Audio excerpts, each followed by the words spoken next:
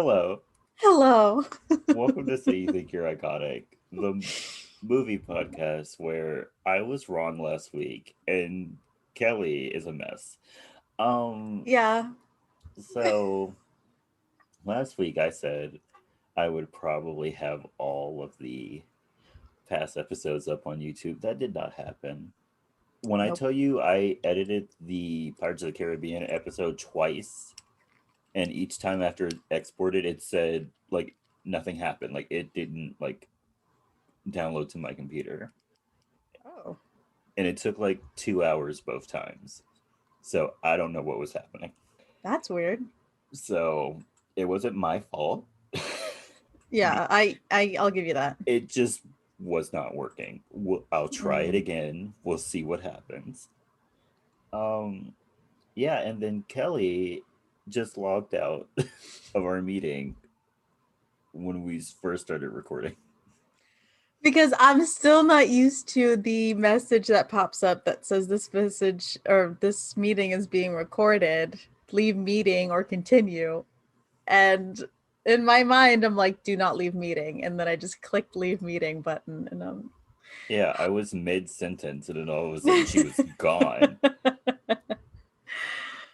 yeah, it's been a day already and it's only 11. Yeah, yeah. How was your week? It was kind of strange. So, I didn't work on Friday because my boss was out. But on Friday, we had a very interesting experience with one of our clients.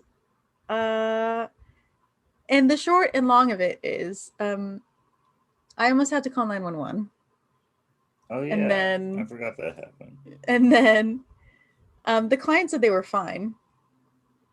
And then they said that they saw the light, quote unquote, and they saw a dead loved one. And then said dead loved one took over one of my coworkers' bodies, and they had a moment together. And I'm just standing there like, what? Okay, yeah, you definitely should have called the 911. ambulance at that time. Like, oh, you probably had a stroke. Yeah. Let's Oh get you my checked goodness. out. Yeah, because she saw they were like, I'm fine, I'm fine, I'm fine, I'm fine, I'm fine. She swore up and down that she was fine. And then the spirit, quote unquote, possessed my coworker, and I'm still trying to get over the fact that I almost had to dial 911. And I'm just like, what is going on here? It was a lot. It was Sounds a like a lot to lot. take in. Yeah, Yeah. Oh my yeah. goodness. And that was like I didn't even work that the full day because we decided to close early because of that whole experience. Yeah, because me and my coworker was like, she was fine with it, but I'm just like, what the hell is going on here? Mm. Yeah, Mm-mm-mm. so that No, was yeah. I you know what? Maybe I should just not show up on Tuesday. no. Claim emotional. You need money. You can't do I do need money. Yeah. Yeah. Also, I'm still teaching my puppy how to I say puppy, she's a year and a couple months old. I'm still teaching her how to leash walk.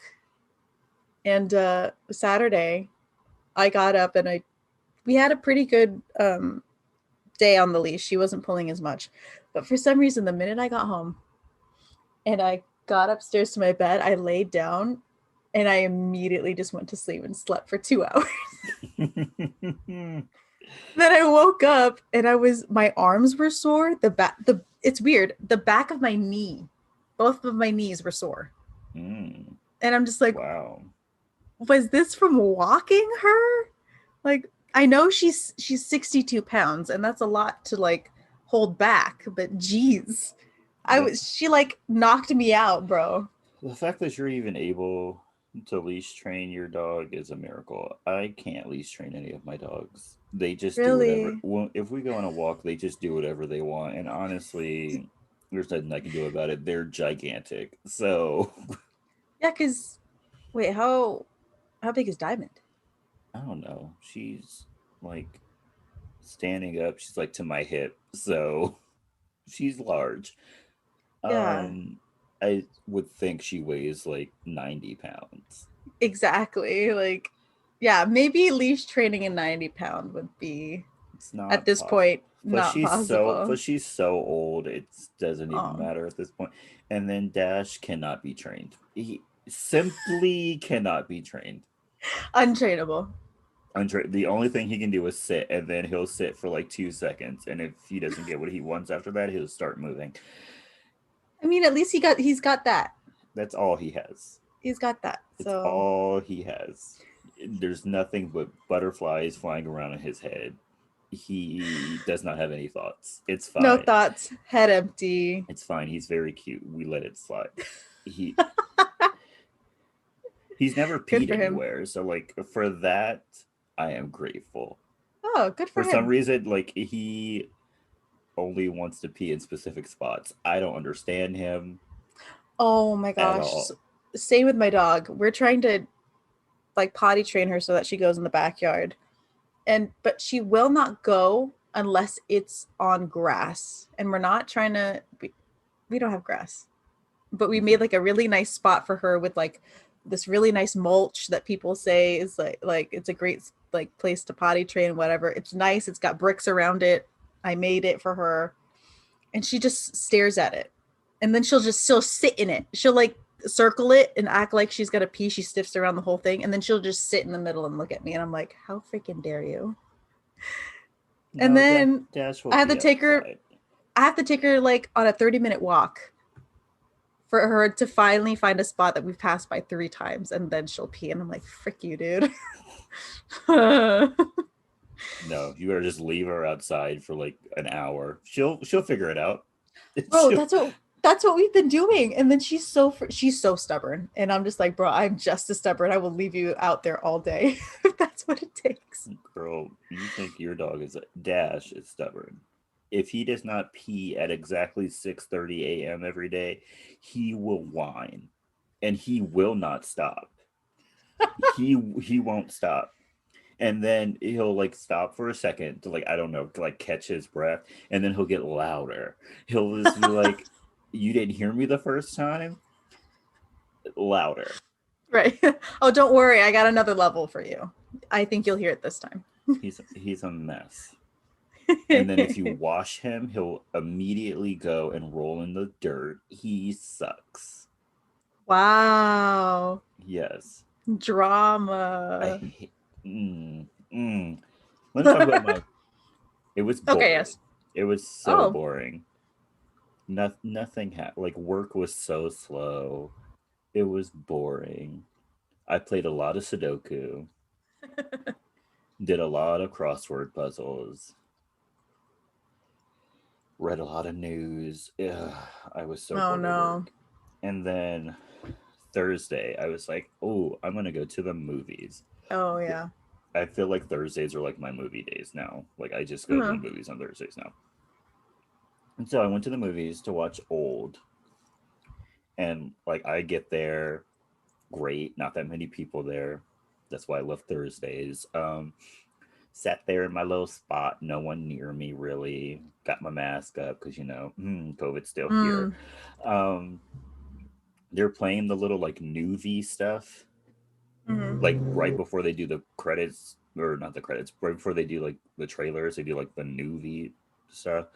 Mm-hmm. So that was playing, and then the screen went black, and then like they started lowering the lights. So I was like, oh, they're about to start the trailers.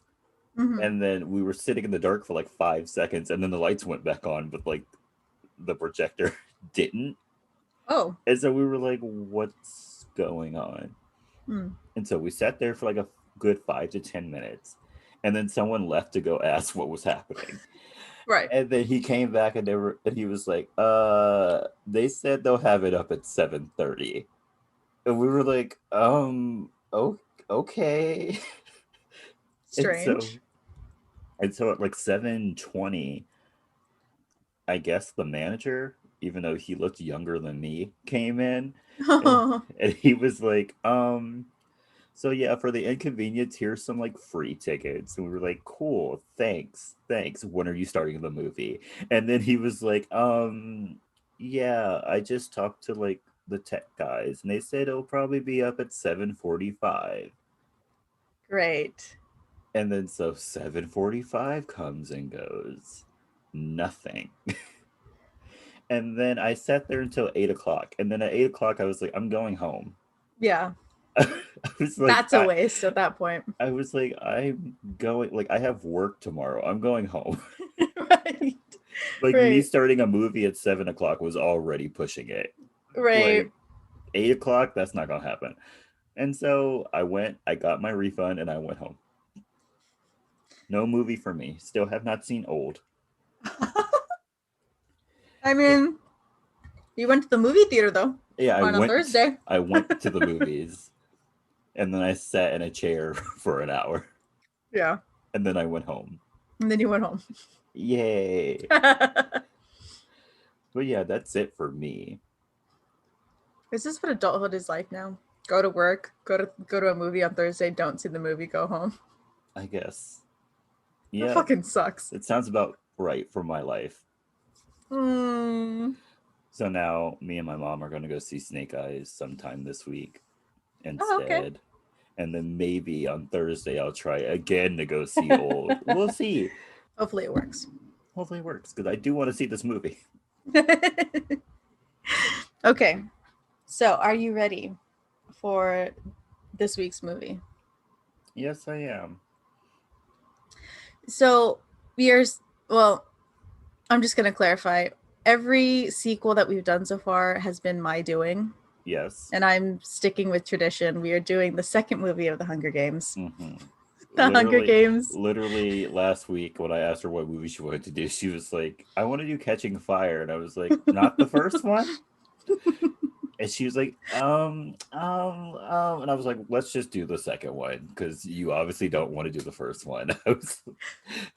For some reason, sequels, when they're good, I love them. I don't know. They're just good. Okay, we're gonna get in. We're gonna into this. Okay. So we are back in District 12, and we see Katniss out hunting when Gale comes up to her. Gale has come to get Katniss so that she can get ready for her and Peeta's victory tour. On their way back, Katniss goes and gets her trappings, like rabbits and stuff like that, and goes to hunt some of the turkeys that Gale had seen earlier on his way to get her. When she shoots one of the turkeys, she has a flashback to killing a kid in the first Hunger Games, and she freaks out. Yeah, the Capitol doesn't give you therapy after the games. They're just like, good luck. Absolutely not. They're like, here's a bunch of money for surviving and also killing a bunch of kids. Hope you're okay. See you next year when we make you come back and watch other children die. Yeah. Yay. Yeah, and mentor a kid who may or may not die. If you're from a poor district, they probably will. They probably will. Sorry. Not sorry. So Gale manages to calm her down, and Katniss says that they have to leave. They make their way back to the mines where Gale works, and she asks if he's coming by the train station to see her off. He says that he isn't, and he says that it's better that he does not. Katniss says that she'll only be gone for a few weeks, and Gale insinuates that a lot can happen between her and Peeta during that time. Mm-hmm. This man. Were you team Gale or team Peeta? I was team no one. Okay. Because I like Peeta the most, but like Katniss obviously does not like him. And I don't know why other people are like, they're so cute together. I'm like, he's cute with her, but she is not with him. Like it's a thing for me. And then poor Gale, he is such a pick-me. Oh my gosh, he really is though. Like he is strictly in the friend zone, and he just does not get it. He really doesn't. I mean, I'm sure if like she was never in the games, they would have eventually gotten married and had a boring life. But Mm-hmm. Yeah. Gale would have been happy, and Katniss would have been indifferent. Yes. Very indifferent. Also, can we talk about how the District 12 in the first Hunger Games and the District 12 in this one looked like completely different Totally places. different. Yeah. Like I was Yeah. like, what's going on here? Like the first one looked like a movie set. Like it looked like a movie Yeah. set. And this Yeah. one actually looks like a town. Mm-hmm. Thank God for budgets. Right. Thank God Right. for budgets. And a new Right. director. And a new director. Right. Right. I know, because like it looks like an actual world now. Yes. Because like in the first movie, it was literally just woods, and then like the area where they got Woods and like, cabins. yeah, woods and Yeah. Woods, cabins, and then that area where they had like the reaping. yeah, that's literally it. That was it. That's it. And then now the houses, they don't look like cabins. They literally look like shacks. Yeah, they look worse. Yeah, they look worse. They I were all thought, like wait, they were all like, they don't look poor enough. yeah, Let's make them struggle some more. yeah, right. They're like, oh, they got a victor. We gotta not distribute the wealth. Yeah, we gotta really show the class divide. Okay, so Katniss reassures him that everything between her and Peeta is just an act, and she did what she did to survive. Which, true, True. true. You would do But the same. yeah, exactly. And if you say you're not, you're a liar. You're lying. You're a liar. You're a liar. Be real with yourself for a second. Go to the booth. Do your 3 Hail Marys. You're a liar. Yeah, you're a liar. But Gale isn't buying it and kisses her, saying he had to do this before he leaves her, which you're such a whiny ass child. Okay. I do not like Gale. They kiss again, and when this happens, I need to tell you something. But yes. We'll talk about it. We'll talk. Okay. So Katniss goes back to her house in the Victor's Village, where, well, she goes back to the Victor's Village to go see Haymitch. Haymitch is passed out in his kitchen, and Katniss pours water on him to wake him up for the tour. Haymitch is pissed, but Katniss says that if he wanted to be babied, he should have asked Peeta to wake him up. And Peeta immediately shows in. Like, so Peeta could have woken him up. Yeah, he really could have. He probably was just being nice and like, you know what? I'm going to go cut this bread and then come back and then I'll wake him up. Yeah.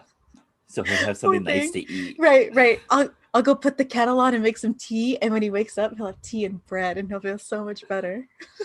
Poor guy. So Peeta shows up at that moment with bread. And their interactions are awkward, her and him and Katniss, which Haymitch picks up on. And then Katniss just immediately leaves to go get ready. He's like, do you want some bread? She's like, no. And then Haymitch is like, wow, you guys are so in love. And then she just leaves. Yeah, she doesn't say anything. She's just like, I'm out. She's like, I did my part. Right. I woke you up. I gotta go home now. So when she gets home, her mom and sister are acting strange, but find out that 2 Capitol guards are there, and so is President Snow. Katniss has the nicest house in the She really does, though. Like, it's very nice. Like, Haymitch's house looked like shit. Probably because he, like, doesn't take care of it. But, like... Yeah. And he doesn't have any furniture. No furniture. He has, like, a kitchen table. That's it.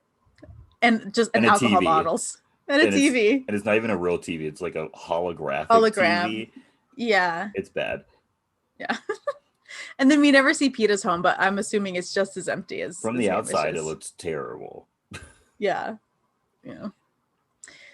So President Snow says that he's there to see her. And so they talk privately in one of the rooms, and he congratulates her on her bravery of getting herself and Peeta out of last year's games. Katniss pretends to be nice, and Snow says that they should just be straight up with one another. Same. I mean, at that point. Let's respect each other enough to know that we don't like each other. Right, exactly. Like, I'm your enemy. I know you're my enemy. We're just gonna be cordial. That's it. Yeah. That's all we need to be. We don't need to be friendly. No. So Snow tells her that he has a problem because of her trick at the end of the Hunger Games that ended up with Crane being murdered, or quote unquote committing suicide. In the books, they say that he committed suicide. I thought For that's what not they said in the movie. no, I mean, they in say the it. I mean, they say it later, but like, they say it later, but yeah. like up until that point where they say he was murdered, they're like, oh yeah, unfortunately, And he's dead. does it hurt when you eat nightlock? Because apparently, because it seemed to me like right after you eat nightlock, you die immediately. So, Immediately. what's the point in killing yourself? Yeah, I don't know. Okay. I don't know how potent something like that would be. Because when Fox Face in the first movie ate it, she died like immediately. Yeah. Yeah. So I would just take the biggest hand scoop I could and just throw Right. them all in my mouth. Right. Just like funnel it. Funnel it. Yeah.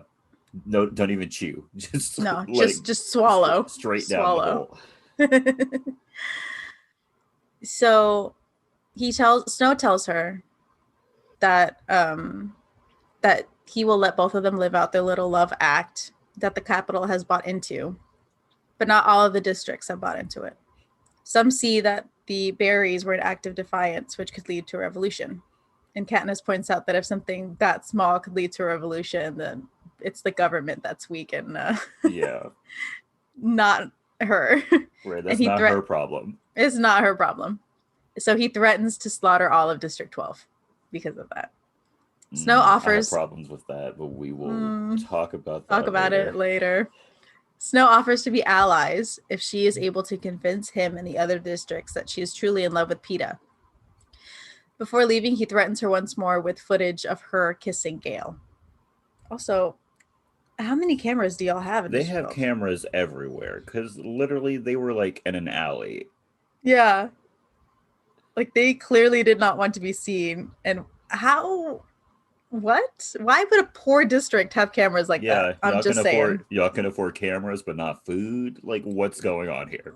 Right. Someone needs to look at that budget. The budget, right? The numbers are not adding up. It really isn't. Y'all need to get you a nice accountant. They can reconfigure all of this. Effie, Cinna, and the makeup team show up to Katniss's house to get her ready. Effie calls Katniss's giant house quaint. It was a slap in my face because she had a study. Yeah, she had a freaking study. She had a study in her house, and it was a nice sized study. And she has an entryway. Yes. Like for your entryway. That just screams money to me. An entryway? Yeah. A foyer? What? Right. Money. If there is a huge space when you open your door and then there's multiple rooms beside it and then your staircase down the hall, yeah, you have money. That's an entryway. You know what you get when you open my front door? The living room. Exactly. The living room. Right. You walk in, living room. Kitchen. Not one of those like living rooms that are like a pre-living room to your actual living room. No, it's like my living room. Yeah. Yep. Because like my aunt's house has, like, she calls it the family room, and then we have the living room. Living room. No, in my house it's the living room. It's the living room. Yeah. Yeah. So that says something about our finances. Yes. Also, I did not look up Stanley Tucci's character's name until the very end of the movie, and now I can't remember what it is, so I will be calling him Stanley Tucci. I don't remember either. Until it shows up in my notes. I think it starts with like a C. Okay. Maybe an S. No. I feel like a lot of the characters in this movie, their names either start with an S or a C, because there's Seneca Crane, there's Cinna, there's whatever Stanley Tucci's character's name is. There's Snow. Yeah. Like, y'all need to get new like baby names. Like there are other letters of the alphabet. Yeah, there really are though. That's for poor people. Yeah. Only the rich and powerful use C and S. Oh God, the classism. So Stanley Tucci's TV show starts up and he talks about the 74th Hunger Games' love story between Peeta and Katniss. We are then shown that they are shooting live, and it's done up Peeta and Katniss have a quote unquote reunion. And it's kind of cute until they live next door. They live next door. They live next door. And why are they not living together? I thought they were supposed to be in love. Like that would have been like my first question if I'm like sitting at Oh, home watching this. I'm yeah. like, why are they not living together? I don't know. That's just me. That's Okay. just me. So things are okay until Stanley Tucci asks them how they're doing, and then things get really awkward because they haven't seen each other, I think, since they got back from the Hunger Games. They stare at the camera for like 5 seconds. Yeah, and they say that they're fine. Yeah, we're fine. He's like, what does that mean? Right. They're very awkward, and once the cameras stop rolling, they say like what great acting they're doing with each other before being forced on a train to start their victory tour. The next day, Effie tells them that they are going to 12 districts in 12 days and attending parties and giving speeches throughout the whole thing. I love how Katniss said that she'll be gone for like a couple of weeks. 12 days is 2 weeks. Maybe it's 12 days in the districts and then like a couple of weeks in the capital doing like press like shows and stuff. Maybe. I don't know. Maybe. I don't remember how long it was. I'm just trying to fix this continuity error. Right. So Effie congratulates them on their tour, saying that they've earned it, which sets off Katniss, making her leave the room. She goes to the back car. Which that room was beautiful. It was beautiful. That like view. If there's a train like that somewhere, can someone tell us about it? Yeah, we want to take a ride. That's beautiful. Yeah. Even it's probably way too expensive. Suck. Yeah. Even though trains in America suck. Yeah. I mean, yeah, they're small. And they're not great. And they're slow. They're not super great. And they're never on time. And we really looked at the rest of the world and said, fuck a bullet train. Like, bruh, imagine taking a bullet train from the Bay Area to LA. Oh. How quick that would be. Oh my gosh, I wouldn't have to drive. That would be amazing. Imagine. Like a couple of hours, maybe like 3. Oh, that'd be nice. That'd be amazing. Like, I will do everything in my power not to take a plane. Yeah. I I feel like anything over 8 hours for a road trip, a little long. Yeah. I'll do it, but like at some point I'll just go insane. So if we can fix that with a bullet train. Yeah, let's do that. Just saying. No traffic. So the door opens and she assumes it's Haymitch, but it's Peeta. He says that he doesn't like going from acting like lovers to strangers when the camera isn't rolling and suggests that they become friends. Katniss has some trouble opening up, but eventually she does. They talk about what their favorite color is, by the way. Ew. Peeta said orange. Pita bread. Like a soft orange. Pita bread. I expected more from you. Orange is one of the worst colors to ever exist. Oh. I'm so sorry. It matches with nothing but black. I hate orange. Dark blue. No.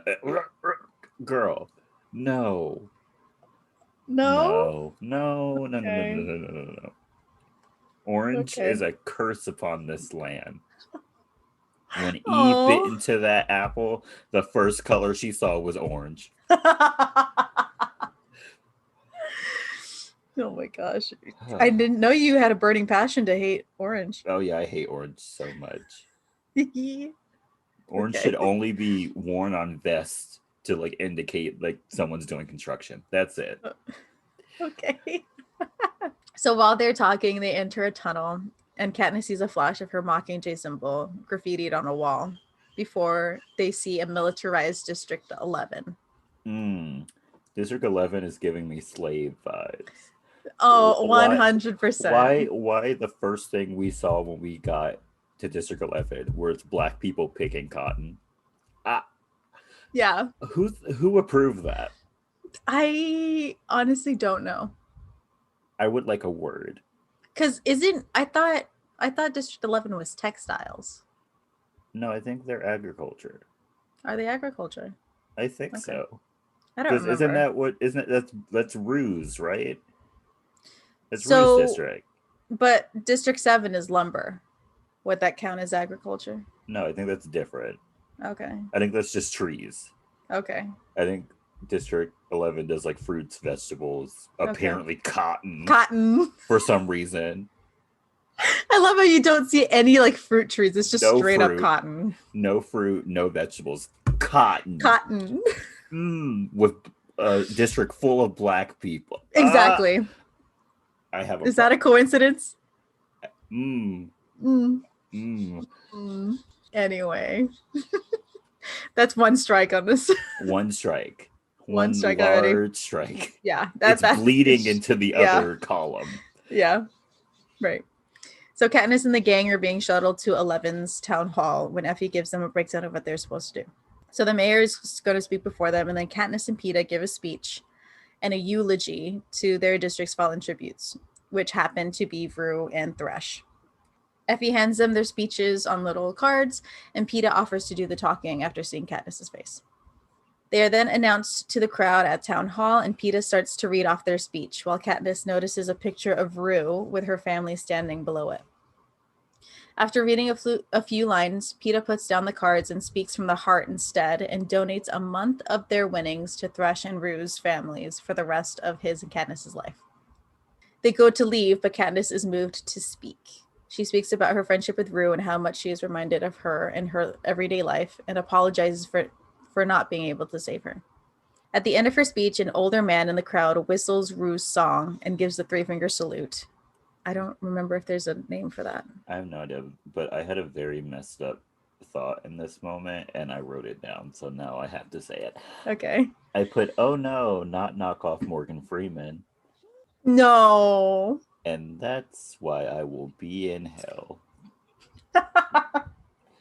Even though the Bible doesn't mention hell at all. It's a made-up concept.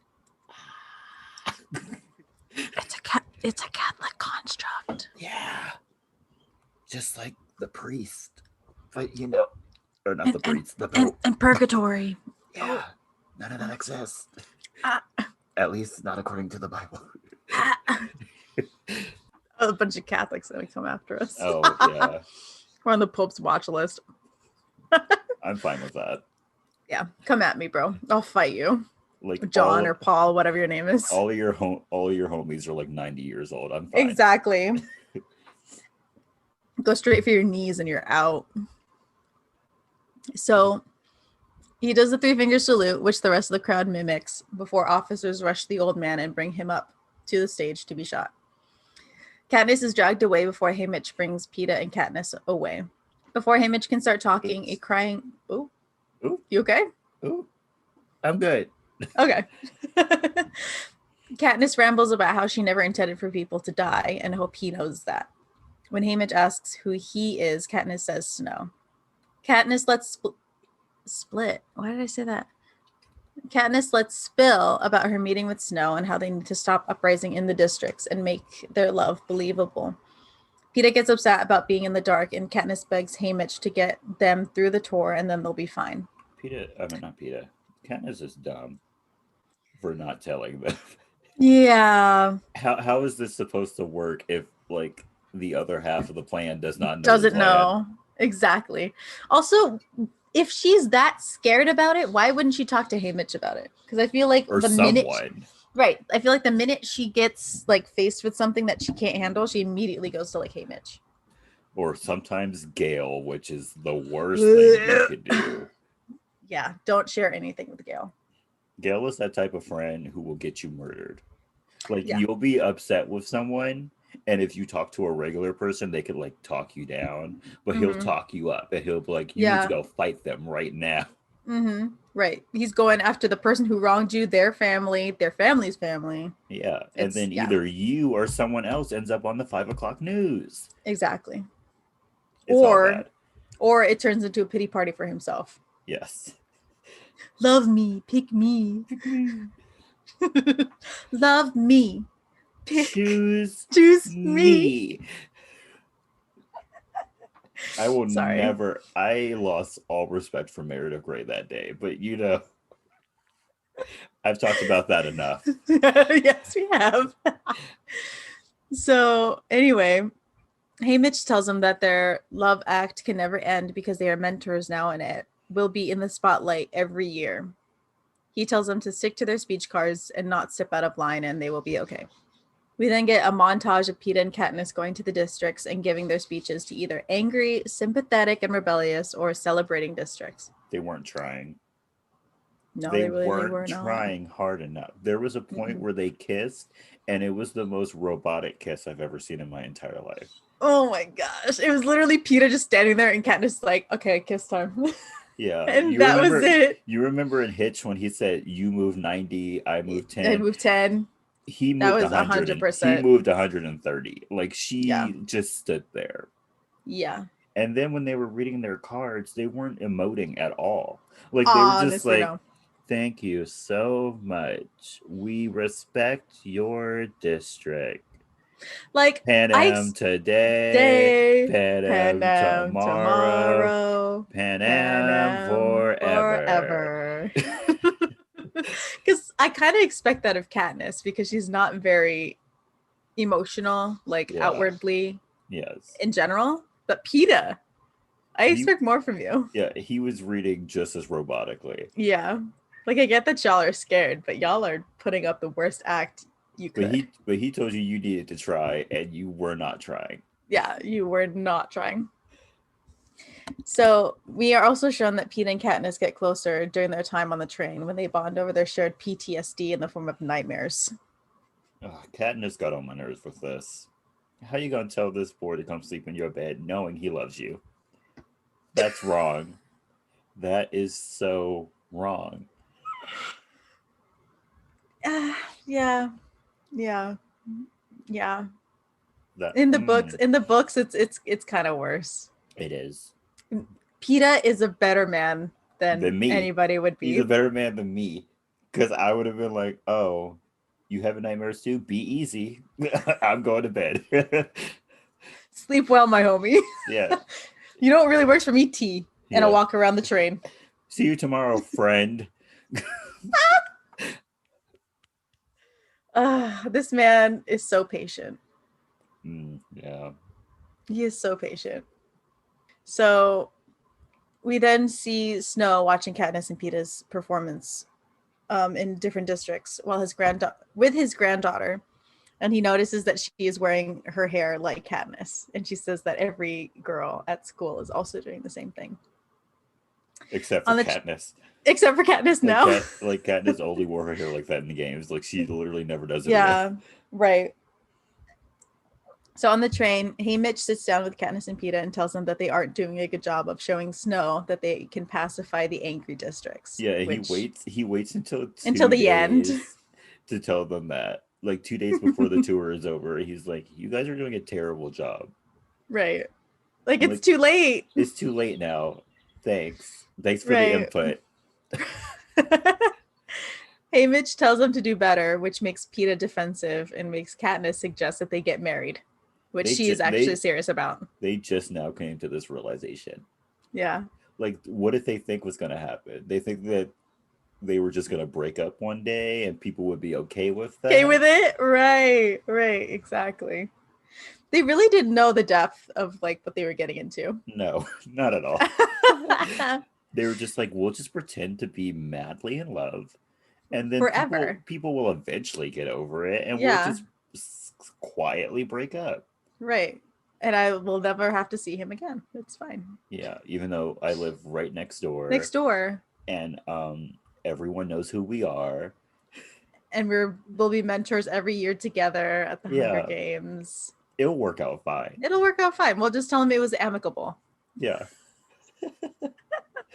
We just decided that we're better off apart. Yeah, we're better people apart than together. Yeah.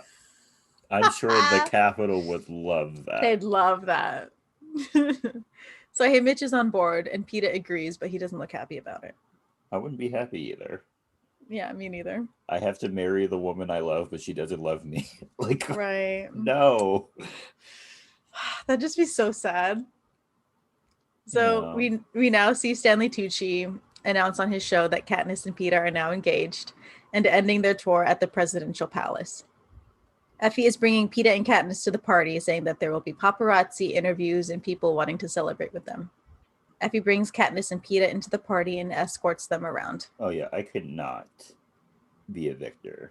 Couldn't do it. Couldn't Me beat neither. me. When they were walking into that party, random people were just touching them. Yeah. Oh my gosh. No. The way I would have accidentally on purpose smacked someone, like the Capitol, not the cap, yeah, the Capitol would have hated me. No, because like when they first entered, one guy just like does this. Yes, to just Katniss. rubs her all over shoulder. her. That would have been a swift slap to the face. Yeah. And then I'm walking out. Yeah. I'm not taking another step in that party. So the party is in full swing when Peeta asks Katniss to dance after finding out that people in the Capitol eat till they're full, then make themselves sick to eat again. Who came up with that idea? Yeah, honestly. And like everyone just went along with it. Yeah. They were like, that sounds great. Let's do it. Like what I believe that rich people will do a lot of things that make no sense. That I don't know. I don't think so. Because wouldn't that not be healthy for your esophagus, having all that acid continually come up? No, and I'm pretty sure it would also be bad for like your teeth, your breath. No. Yeah, no, I'm not into that. They all have worn down teeth from constantly throwing up. I hope the average lifespan for like a Capitol dweller is like 40. I didn't see that many old people. Except for Snow. Yeah, he was the oldest Literally person. it. It's because y'all doing that stuff to yourselves. Yeah, you're killing yourselves. Really, though.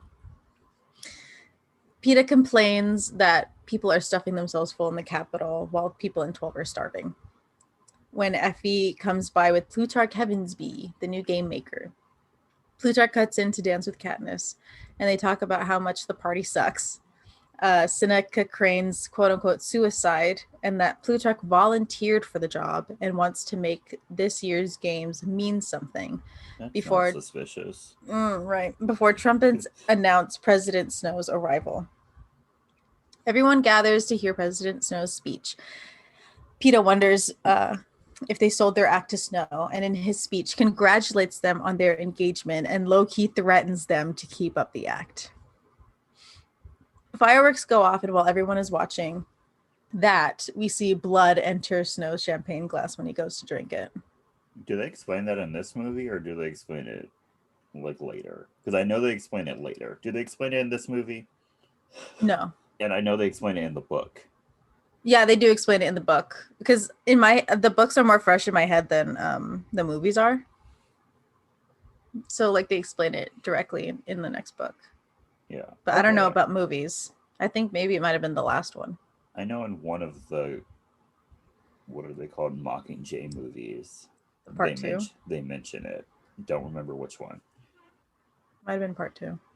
Okay. So back on the train, Katniss lies awake while Peeta is asleep. She then makes her way to the dining car and passes by a barely open door and sees some of the Capitol workers watching clips of rebellion in multiple districts. Why? Why? I don't know.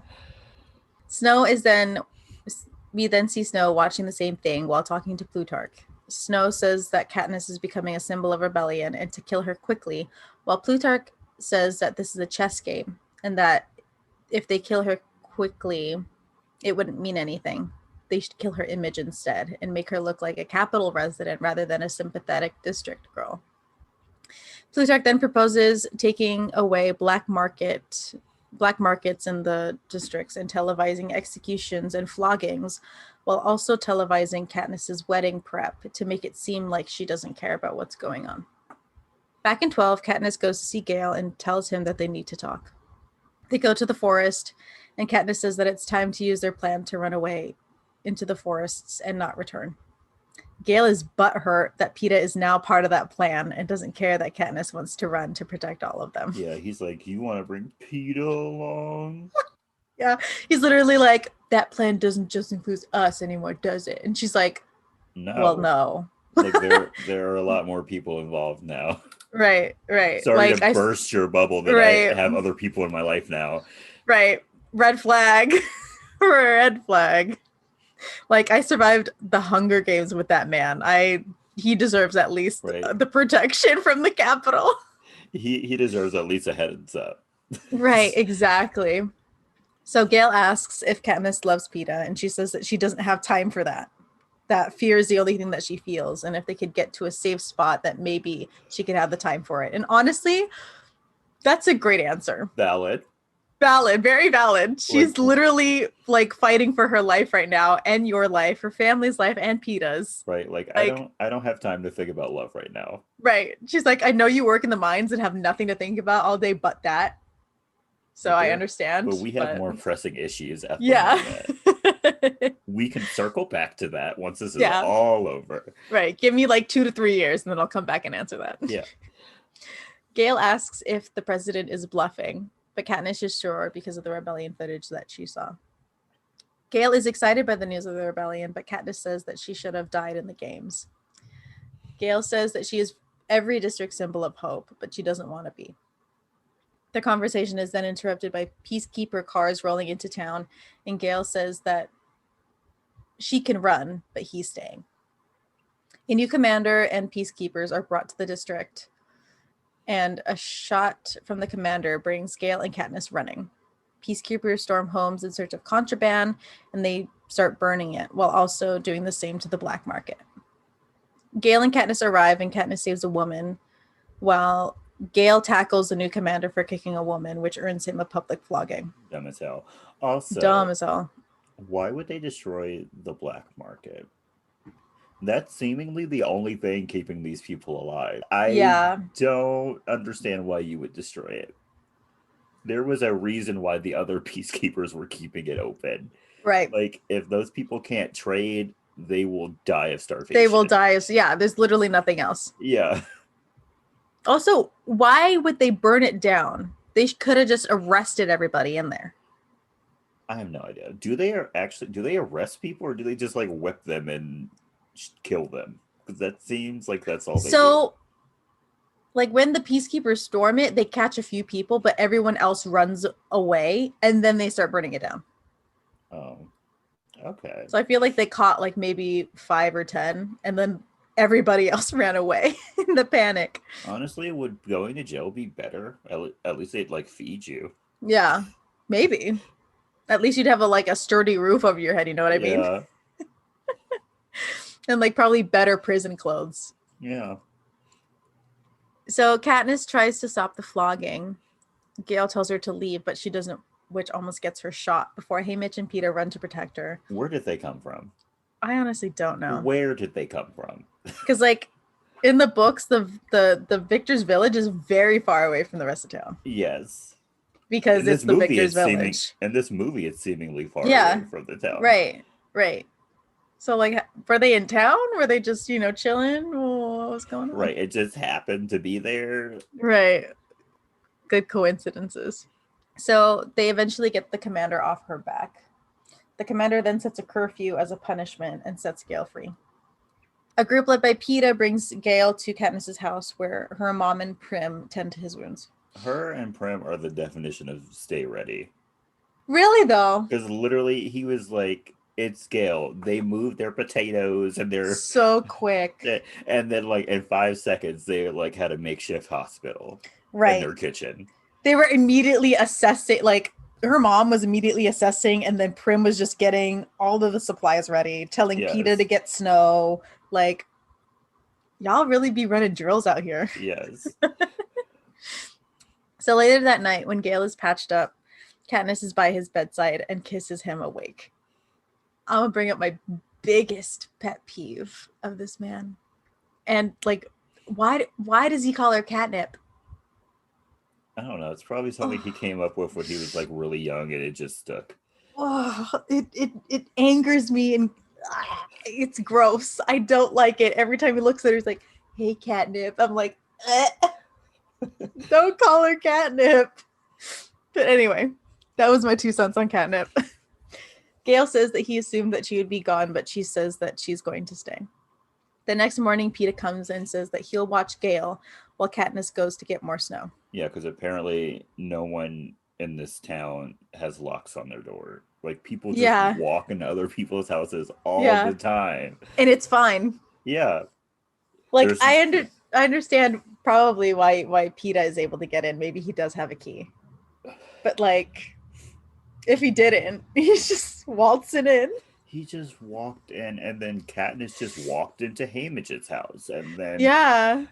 PETA just walked into Haymitch's house, and then what's her name? Effie just pretty much walked Walks in. into Katniss's house. Like no knocks. Why do you even have doors? Did they, you know what? I think they never had locks before on like their cabins. And so maybe having a house So now they with just don't locks. lock their Yeah, they're doors. like, this is strange. Why do we need a lock? There's also only 3 people living in the village. So what's the point? I mean, guess. someone very desperate from District 12 could just walk on over and steal all your stuff, but you know. True. Whatever. So Prim goes to help Katniss with the snow. Katniss asks how people can live like this, and Prim says that this isn't living, but there is hope now that there wasn't before. Katniss says that she's being careful to protect her and their mom, but Prim says that she doesn't need to anymore. We then see Plutarch in Snow's office saying the broadcast of Gale's flogging was stopped right after Katniss showed up. Snow threatens Plutarch and that he'll kill every victor from 12, but Plutarch says that he still has another card to play. We then see Snow make an announcement in the Capitol for the 75th Hunger Games, called the Court of Quell, that the Court of Quells were always a special game, and that this year they are reaping only from the victors, which upsets Katniss, Haymitch, and PETA. Yeah. So quarter quells are like this special thing. But what is it, like every 12 years? I literally don't 25. remember. 25 years. There we go. Quarter quell. Where they do something like extravagant. I don't remember what the first one was, but I remember the second one was they had double the amount of tributes, and I think that was Haymitch's. That was Haymitch's. So it was 4 people from each district, I think. Mm-hmm. Yeah. I don't remember the first one, but I remember it being very, very horrific. Yes. Like it, because I don't remember in the books it just being like terrible. Something about like they widened the age gap for the kids or something like that. I don't remember. Let's look it up. 1 second. Yeah.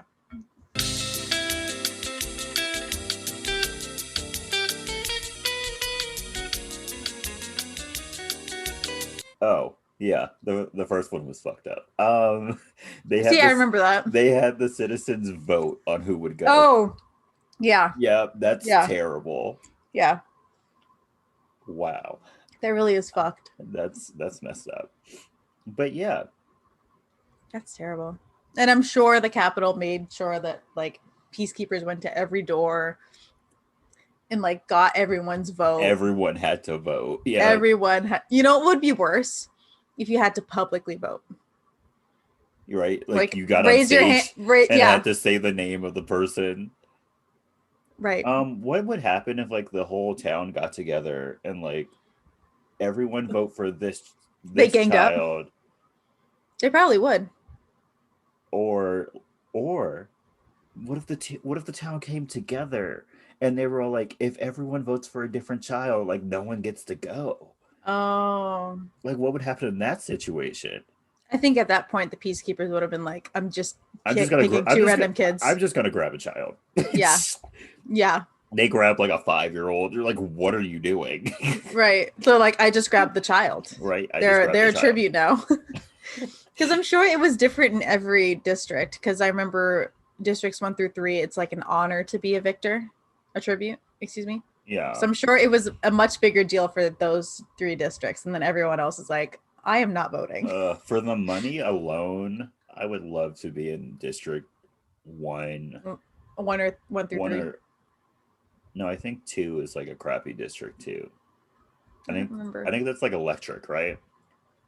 I don't remember, but I know one does like jewelry and like gold and crap, and then like 3 does like textiles, so they like do all the clothes. That would yeah. I don't know. And then you'd never have to worry about being picked, because like don't they always have like volunteers? Oh yeah, you're right. So you just sit on the sidelines. You're like, I don't have to worry. Really though, because I'm sure there's always that overambitious kid that's like, I'm gonna win, and you're like, fine, I'm go gonna ahead, bro. win.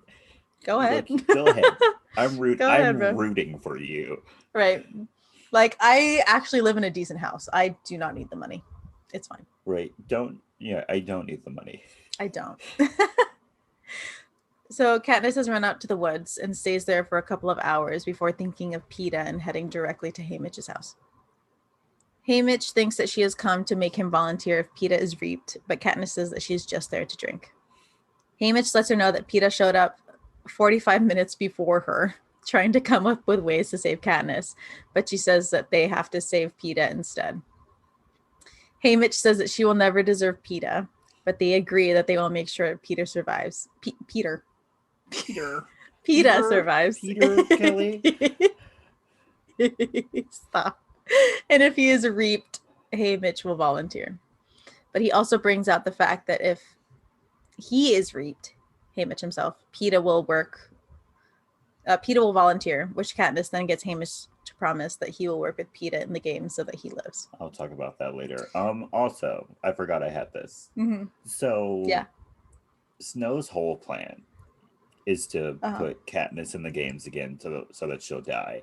It's a good plan. It's a good plan in theory. What would he do if she won? Right. Like, what would he do if she won? Honestly, that would be the fattest L. And then she would really be untouchable because, like, she everyone really would be like, she is the victor of victors. Like, she is the best person ever. Right. Like, she won 2 years in a row back to back. Like, there's no one like her. No. Yeah, absolutely. And then she would have had to lose Peeta too. So then she would have been the Capitol's darling. Yeah, exactly. That lost her love, the love of her life. Yes. He really is not thinking. This could have went down bad. This could have been awful. Right. Right. So the next day, Gale and Katniss. Why did I say that? There you go. Gale and Katniss sit in a field, and Gale says that they should have left when she said, before Katniss kisses him and leaves to get ready for the reaping. She looked irritated after. This is what I was talking about. Like, she kissed him, and then she like pulled away, and she looked irritated. Like, it was a chore to kiss him. I mean, it probably was. It probably was. Because if you couldn't pay me enough to kiss Gale. Right. He's a very nice person to look at, but like once you start talking to him. Yeah. The minute he opens his mouth, it's downhill from there. He's probably one of those guys that's like, where's my hug? Like,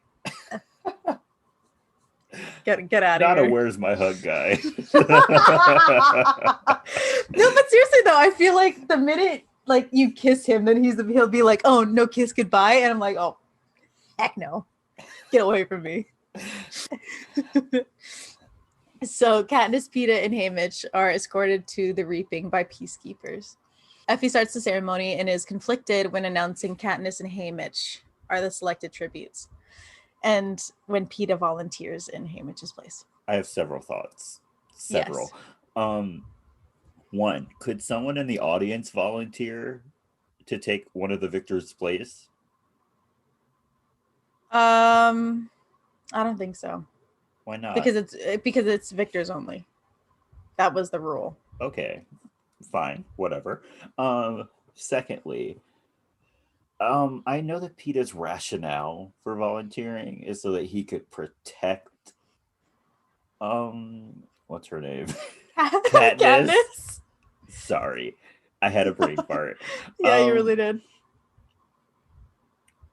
But actually, he is more of a hindrance. If she went by herself, she would have a very high chance of winning. Probably.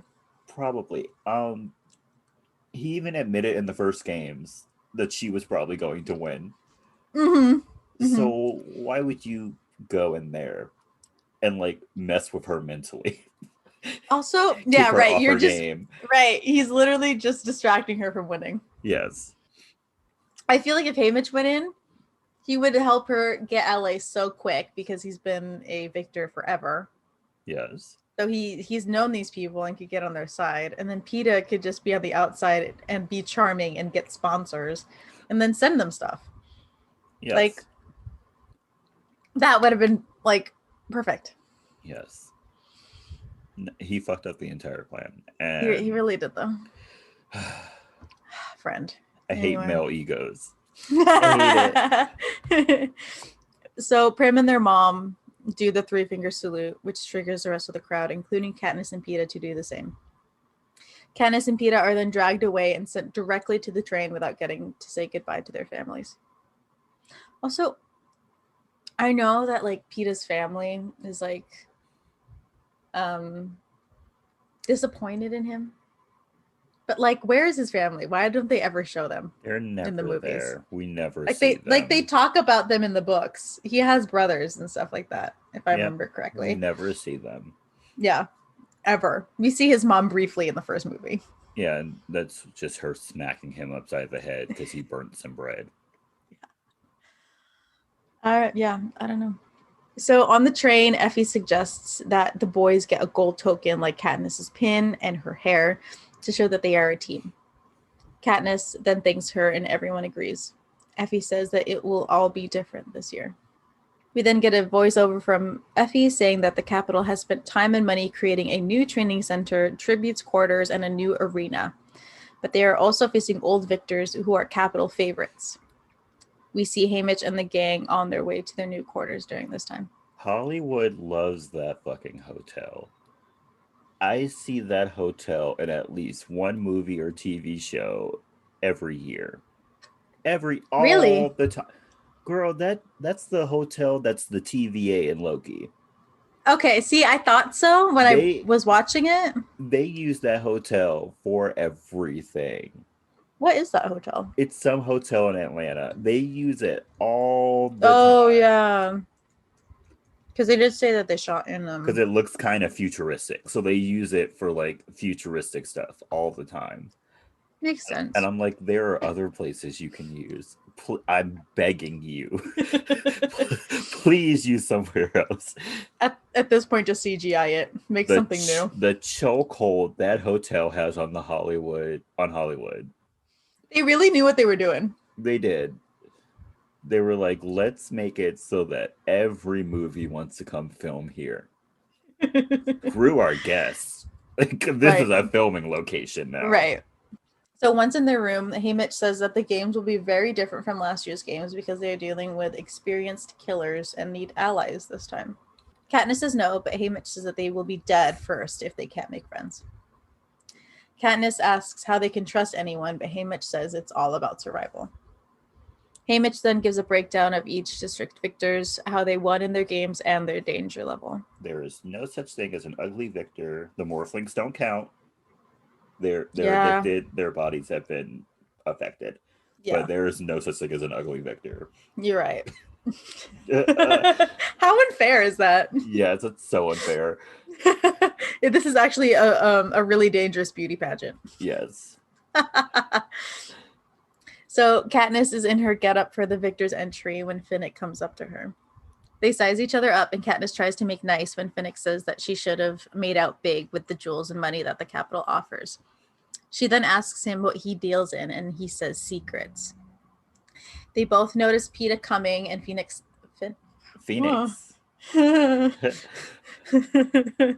Finnick says how sorry he is that their wedding was canceled, and jokes that she must be heartbroken. Sam Claflin's American accent is terrible. Probably one of the worst I've ever heard. Yeah, it's not the greatest. And I'm including that girl who played Haley on the originals. It's worse than that. Oh. Like, you can hear him overpronouncing words. Yeah. It's bad. It's real bad. On an upside, though, Katniss has never missed in this movie look-wise. You're right. She's looked great at everything they put her in. Top tier. Senna does his work well. He really does, though. Right. Good for him. Good for him. So Peeta gets closer and asks what they were talking about, and she tells him that Finnick wanted to know her secrets, and he jokes that he does too. A speaker then announces for the victors to get ready. Cinna instructs them to not smile this time around and act like the whole event is beneath them, and gives Katniss a remote to use when she is ready. Peeta and Katniss are then carried into the stadium. Well, here we go. Stanley Tucci's character is named Caesar. Caesar, yes. Yes. It came to me a while ago. I just forgot to tell you. Okay. Caesar and Claudius, there's another C name, commentate on the event. The tributes are brought before Snow, and when Katniss makes eye contact with him, pushes the remote and sets their outfits on fire. After the ceremony, Haymitch introduces them to two of his friends, Cedar and Chaff, from 11, and then brings Peeta and Katniss back to their room to go over more of the tributes. I don't understand this interaction because that's the only interaction they have. Cedar and Chaff? Mm-hmm. Or which one is Chaff? Is that the man? Yeah, the man that kisses her. Yeah. After yeah. If someone kissed me on the lips and I didn't even know them, they would be the first on my hit list. Mm-hmm. Like literally, I would be like, "Thanks for the kiss. I'm coming after you first." Yeah. No, but like if you look at Katniss's face after, she looks like she's like so confused and like her hand is like slowly raising to like fight. Like her first instinct was like, "How dare you? What is happening? I need to hit you." Like you watch your back in the training room because it's on site. The next time I see you, there will be a knife to your throat. Just so you know. So, Katniss thinks they're crazy and is proved. Whoa. Yeah. So Katniss thinks the rest of the tributes are crazy and is proved correct when they meet Johanna Mason from District 7, who undresses from her costume in the elevator and gets off on her floor. Completely naked. 100%. Yeah, for no reason other than she hates her costume. The next day is training, and Peeta reminds Katniss that they are there to make allies. But when they enter the training ground, people are either lying around or training, and Katniss isn't happy about it. How are all these people still in top shape? I really don't know. Like, I understand the careers being in shape because I don't get that either. Really? They haven't competed in years. Why are they still? But I feel like that's their district's culture to like be fit and ready. Nah, it don't make sense to me. The only realistic people were Wyrus and Beatty.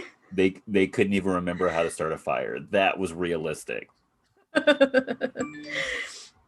So Peeta says to find who they least trust and work their way backwards. They go around the training ground, and Katniss watches as the strongest tributes train, but only approaches Wyrus and Beatty, who are trying to build a fire. She helps them finally catch a flame, and Wyrus points out a force field that is protecting Plutarch and the other capital men by a shimmering corner that she points out. Beatty shows Katniss, and she finally sees it.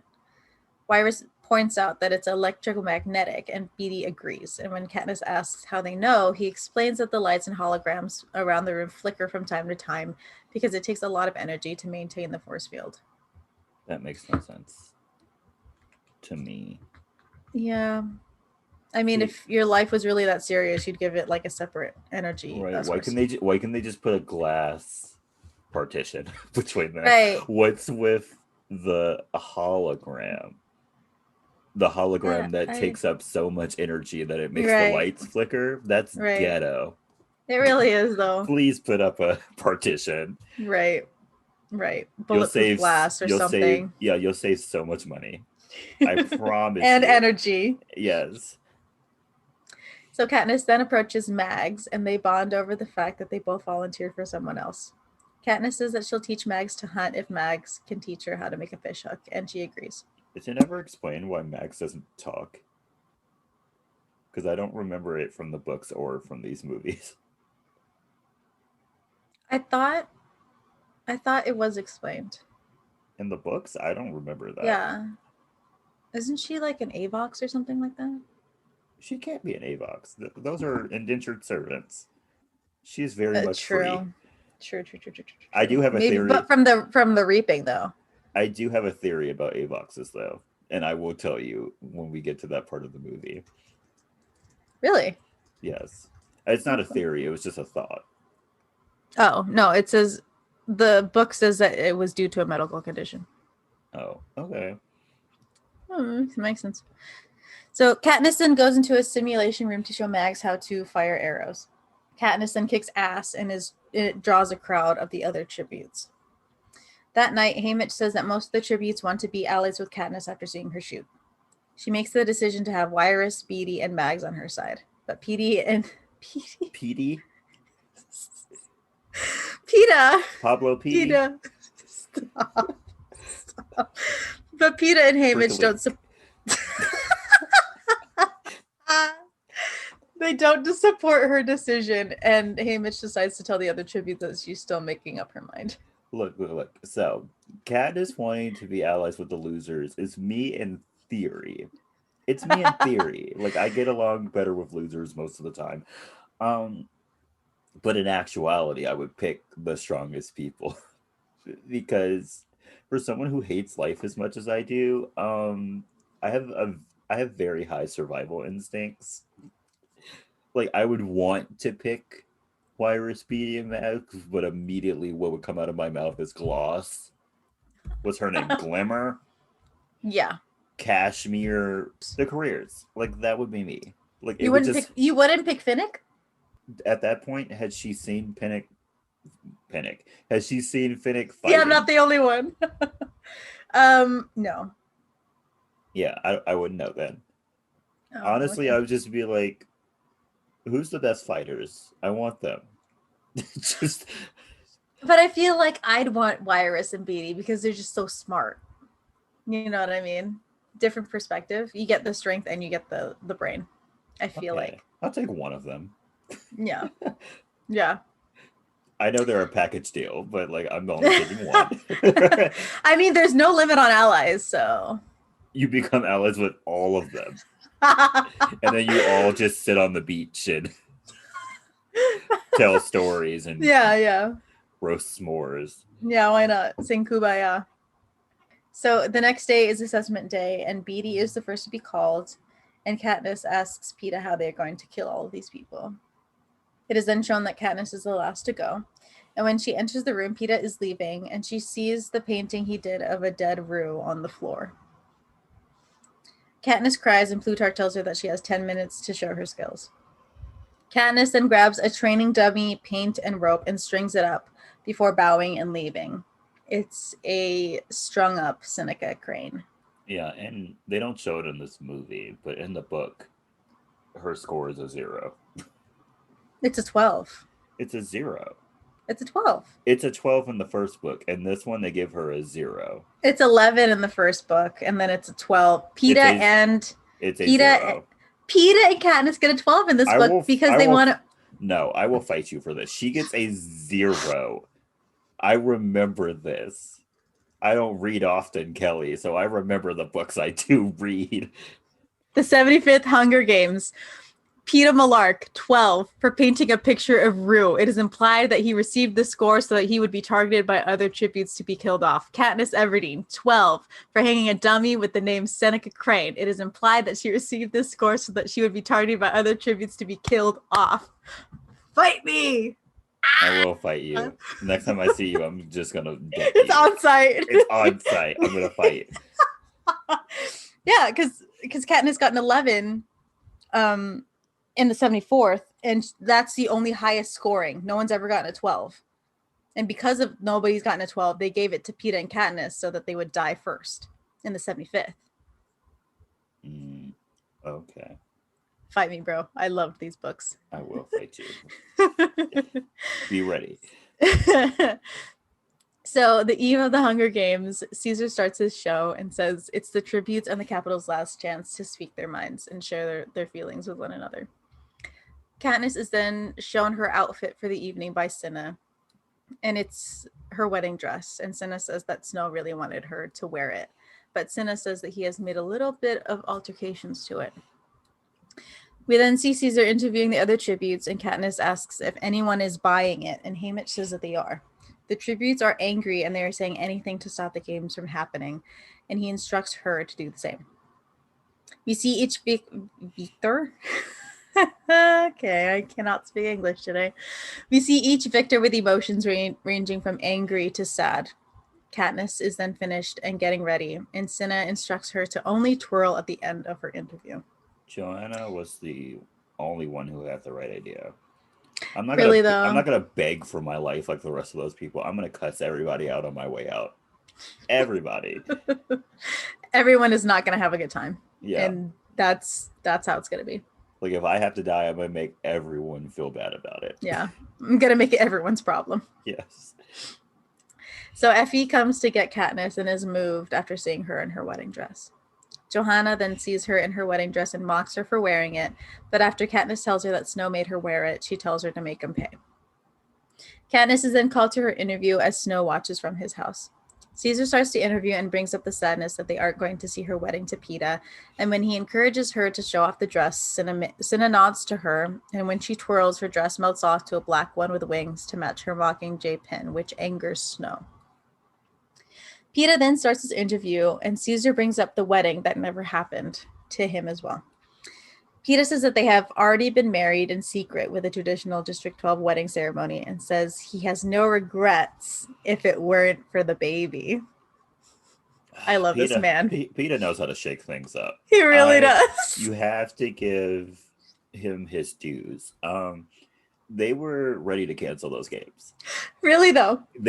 Those people were ready to riot. I mean, in the books they do riot. And I love that for them. They in the books they show it in the movie a little bit that they shut down the show, but they literally have to get every tribute out of there into their rooms because that night there are riots in the street. Yes. And Katniss and Peeta watch it from the roof. I love to see a shakeup. I love that, like after he says that, him and Haymitch share like a shit eating grin at one another. Like, yeah. Let's see if this works. And I mean, it kind of does. It sets the crowd off, and it trying to call off the games, and Caesar tries to calm them down. The interview is then ended after the crowd doesn't calm down, and with Peeta with them, all of the tributes raise their clasped hands, and the studio loses power. Back in their quarters, Haymitch tells them that the baby bomb wasn't enough to cancel the games and says his final goodbye to them. Effie gives Peeta and Haymitch their gold tokens, a bangle for Haymitch and a medallion for Peeta. She gets emotional and hugs them before leaving. Haymitch hugs Peeta and Katniss asks for last advice, and he says not to die. He turns to leave, but Katniss hugs him too, reminding him of their deal with Peeta, and he tells her to remember who the real enemy is. Katniss and Peeta are in bed when she tells him that she doesn't want to be with anyone but him in the arena, when a knock comes on the door calling Peeta away. Cinna then brings Katniss to the plane that will bring her to the arena. Her tracker is placed in her arm. So when Plutarch rewatched last night's interviews, Snow wants them dead immediately, and Plutarch reminds him that once the games start, they'll start killing each other for him. Snow still worries about Katniss, but Plutarch is sure that with each tribute she kills, she'll be less and less desirable. Plutarch then enters his office to start the games. Katniss and Cinna have a minute together before the games start, and they talk. And he reminds her to win and gives her the mockingjay pin and hides it in her sleeve before she steps in the tube that will take her to the arena. She isn't immediately taken up, and peacekeepers enter the room and beat and drag away Cinna as Katniss watches. That's so right. That's so messed. Like she is literally about to be thrown into a death cage, and he has someone she cares about beaten within an inch of his life mere seconds before she goes into it. Right. And she can't do anything because she's stuck in that dang tube. Yes. That sucks. Snow really deserves to die. Katniss then enters a tropical arena, and she searches for Peeta, and when the game starts, she swims her way to the center to grab supplies from the cornucopia. What if you couldn't swim? Sucks to be you.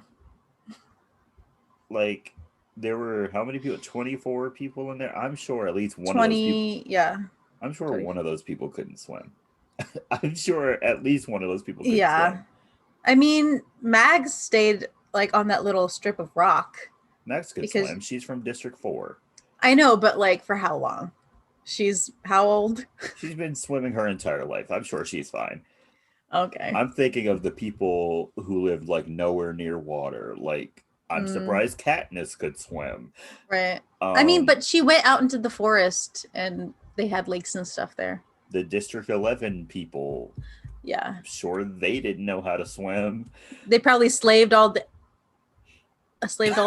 Kelley. It was right there, and I'm sorry. I had to do it. I'm so sorry. Um, they probably worked all day, and they didn't have time to do something like that. And I don't even know if they had water sources like ponds or anything to swim in. Probably not. How dare you? Am I wrong? Okay. Once Katniss has her arrows, she wounds another tribute and goes to shoot, but finds it's Finnick with a gold bangle on his wrist like Haymitch's. He reminds her that they are allies and tells her to duck as he kills a tribute that was going after her. Finnick tells her not to trust 1 and 2 and to protect the supplies while he goes to find Peeta. Max finds Peeta first, and Finnick and Katniss race to save him from another tribute who he is fighting in the water. Why are we trying to save people? Why are we trying Allies! This is a death game. Like, if you are being murdered, I'm not going to try to save you. But it's Peeta! I don't care. The love of your life! I don't care. I'm not saving someone. Because what's the best case scenario? You save them and then eventually you have to kill them yourself? If this ever becomes a real thing, I never want to be picked as a tribute with you. I mean, don't, because I'm so sorry, but I will let you die. Yeah, I know that. Because it would be so much harder for me to like have to kill you, so I would just let you die. You push me into situations that other people can kill me. Like, the blood's off of my hands. I'm sorry. Right. You turn around. Oops. Oh, she died. I didn't see it. I wasn't watching. Because I would hate it, but if it came down to it, I would fight you and kill you. Here's me thinking I'm gonna pull a Katniss and Peeta with you, and you're like, nah, you're dead. Oh, because that would never work. The fact that it worked. You never know. The fact that it worked in the first movie is ridiculous. Simply ridiculous. But the fact that she literally could have tricked Peeta into doing it. Yeah. She literally could have just popped him in her mouth, and then he could have chewed, and she could have went like, bleh. Right, just spit him out immediately. I'm so sorry. Right, but I gotta get out of here. Like, my mother is a borderline alcoholic. My sister's like 10 years old. Like, she needs me. Yeah, so she sorry. Needs me. Your family makes bread for a living. Like, they're not going to struggle. Oh, like I literally have to hunt for my food every day. So, who's the real loser here? It's me. So, Peeta goes down with the man he's fighting, and the death bell sounds, and Katniss fears it's Peeta before he emerges from the water. The gang then race into the jungle when Finnick calls for them to stop. Peeta says that they had to find fresh water and listen as a couple more death bells go off. Finnick jokes that it's one less person to worry about, but Katniss doesn't think so. Peeta steps in and tells them to keep moving. I mean, he's not wrong. He's not. To be fair. It is one less person to worry about. Yeah, and you don't have to kill them. See, I would hate to be in this situation, but like I would be, best case scenario, I would be someone you would want on your team. I'm going to keep us moving. I'm going to keep us alive for as long as possible. Yeah, that's fair. So they go through the jungle as Peeta clears the way, and Katniss notices the electromagnetic force field right as he goes to cut off at some branches. The blast knocks him back, and Katniss notices that he isn't breathing. Finnick pushes her out of the way, and he starts CPR. Plutarch goes to sound the death bell, but Peeta comes back, and Katniss is overwhelmed. Would CPR work on someone that's been electrocuted? Yes. Because all CPR does is circulate blood throughout your body. So, like, if you were electrocuted and, like, all your organs are fried, would that help? I mean, I don't think his organs and stuff were fried. I think all of the electricity that went through him overwhelmed his brain. So his brain was like, I'm out. Because isn't that what like compressions and the paddles are for? Like, because they shock you. They put electricity back in your body and then they continue doing CPR. The paddles are to restart your heart. Did his heart stop? Well, yeah, he stopped breathing. Well, then wouldn't you need to electrocute him again? But it's not like they can control it. So I think That's the only thing they can do is just me. compressions. Look, I'm not a doctor. I'm not a doctor. We're just speculating over here. Anyway. Snow and his granddaughter, who are watching, says that she wants a love like Katniss and Peeta. And he's like, sure, honey. He's like, yeah, I hope you get that one day. He's like, I'm more of a Team Gale, but okay. Yeah. The gang walk the perimeter of the force field when Katniss gets an idea to climb a tall tree and look over the arena. They are far from the center, and looking up, Katniss shoots an arrow at the sky and hits the dome.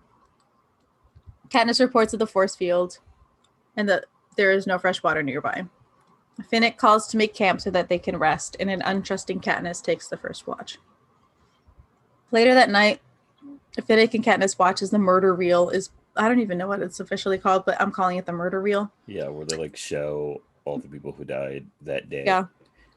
District 9 was down bad. Both of their tributes died on the first day. Poor things. I bet they were like, so what do we do now? Do we continue to watch? Right. That's terrible. It's like watching at the end of like baseball season when you're getting close to the World Series and then like your team goes out. You're like, do I keep watching and root for another team or do I just stop? So, I mean, at that point, wouldn't you root for everybody else to kill the district that killed your district? I mean, if you're psychotic, sure. I'm just watching to make sure that like at least one person on my team makes it. Like if my team is gone, like I'm not watching anymore. Fair, that's fair. So they all see that 8 tributes have died that day. A small gift is then dropped to Katniss with a spile from Haymitch, which allows them to get fresh water from trees. A few hours later, 12 gongs sound off before lightning strike in another part of the arena. Finnick goes to rest while Katniss stays up. Katniss has fallen asleep at some point and wakes up, and she notices a fog approaching, and when she touches it, it burns her, and she yells at the others to run. The fog is quick, and after a while, they all fall victim to the fog, but Peeta gets it bad, and he can't walk. Katniss can't... Okay. Several thoughts about this part. First off, at first, that fog was moving very slowly. And then once they started running, all of a sudden... It was chasing them. It started moving super fast. I was like, what's going on here? And then secondly, Peeta's a little bitch. He kept falling every 3 seconds. Well, he saved Katniss, and then he got a bunch of fog on him, so I can't really blame him. I didn't hear Finnick or Mags complaining. They also got hit. They were fine. And then, because he can't take a little bit of pain, Mags had to KHS, and he's the weakest link. Fly high, Mags. That's why Haymitch should have been in the games. But could he keep up with them? That's the thing. This man has been drinking away his life for the past 25 years. It would have been fine. He would have been fine. If the Morphlings can survive, he can survive. I mean, they were just hiding for most of it, so maybe I guess he can make it. Yeah, he would have been fine. So Katniss can't carry Peeta, and Mags sacrifices herself to the fog, allowing the 3 of them to barely make it out. They fall off an edge, and Katniss thinks it's over, before the fog is stopped by a force field and disappears. They are covered in sores, and they lie there for a second before Katniss finds water, and finds that if she puts herself in it, it gets rid of the burns. Finnick, Peeta, and Katniss get in the water to wash themselves off. Katniss apologizes for Finnick for losing Mags, but he says she never would have made it anyway. Finnick then notices a bunch of monkeys surrounded them. They were baboons. They both baboons. They were They baboons. They both grab their weapons, and Katniss gets Peeta to join them. When he also notices the baboons. Katniss says to make for the beach, but they are surrounded. They fight off the baboons, but they are overwhelmed and break for the beach anyway. Peeta is saved by a morphling, and the group drags her out to the beach where the baboons stay back. Katniss needs to get herself a weapon and doesn't run out after 5 kills. Right. Because first off, she wasted an arrow shooting up at the dome. Yeah, she did. And then she kept killing all of these baboons and like not retrieving her arrows. How was she not down to like 2 arrows at the end of this fight? I mean, she does run out because they show her quiver is empty, but I feel like Homegirl should have had like a sword or something on her, something light. She did have a sword, and then she gave it to Peeta. Oh yeah, because he didn't make it to the cornucopia. And then he got himself electrocuted with that sword. So but I mean, he did fight off some baboons, so reason number 3 why he shouldn't have been there. Oh. So Peeta holds the dying morphling, and him and Katniss take her out to the ocean, and they both watch as she dies. Yeah, it was touching, but I'm just gonna say, if I was bleeding to death and someone told me to calm down, I would use the last bit of strength I had to slap them. Like, I'm dying. You don't get to tell me what to do. Yeah, that's fair. I go out how I want to go out. If I want to go out freaking out, I'm gonna go out freaking out, and you're not gonna say anything about it. So the baboons retreat after the death bell sounds, and a plane comes to retrieve the dead body. Do you remember why they do that? Isn't it to send it back to their districts? No. I don't remember. They do it because I don't remember what games it was, but in like a previous game, somebody would like eat dead bodies. You don't remember that in the book? There was like a kid who would like wait for people to be killed and then like eat them. Oh yeah. Okay. And so the capital was like, we can't be having that. And so they started immediately picking up bodies after the people die. Okay. Yeah, I do remember reading that. Oh. Yes. The more you know. The more you know. So Peeta feels bad that he didn't even know the woman's name when she sacrificed herself for him, and Katniss is confused by the gesture. She really don't be trusting anybody out here. No, I don't either, so it's fine. Later that day, the gang is eating, and Peeta gives Katniss a black pearl that he finds in his clam. And I love how they have the attention to detail to bring out the black pearl from the book. And then they like don't bring it up ever again. I don't think. No, they don't. Yeah.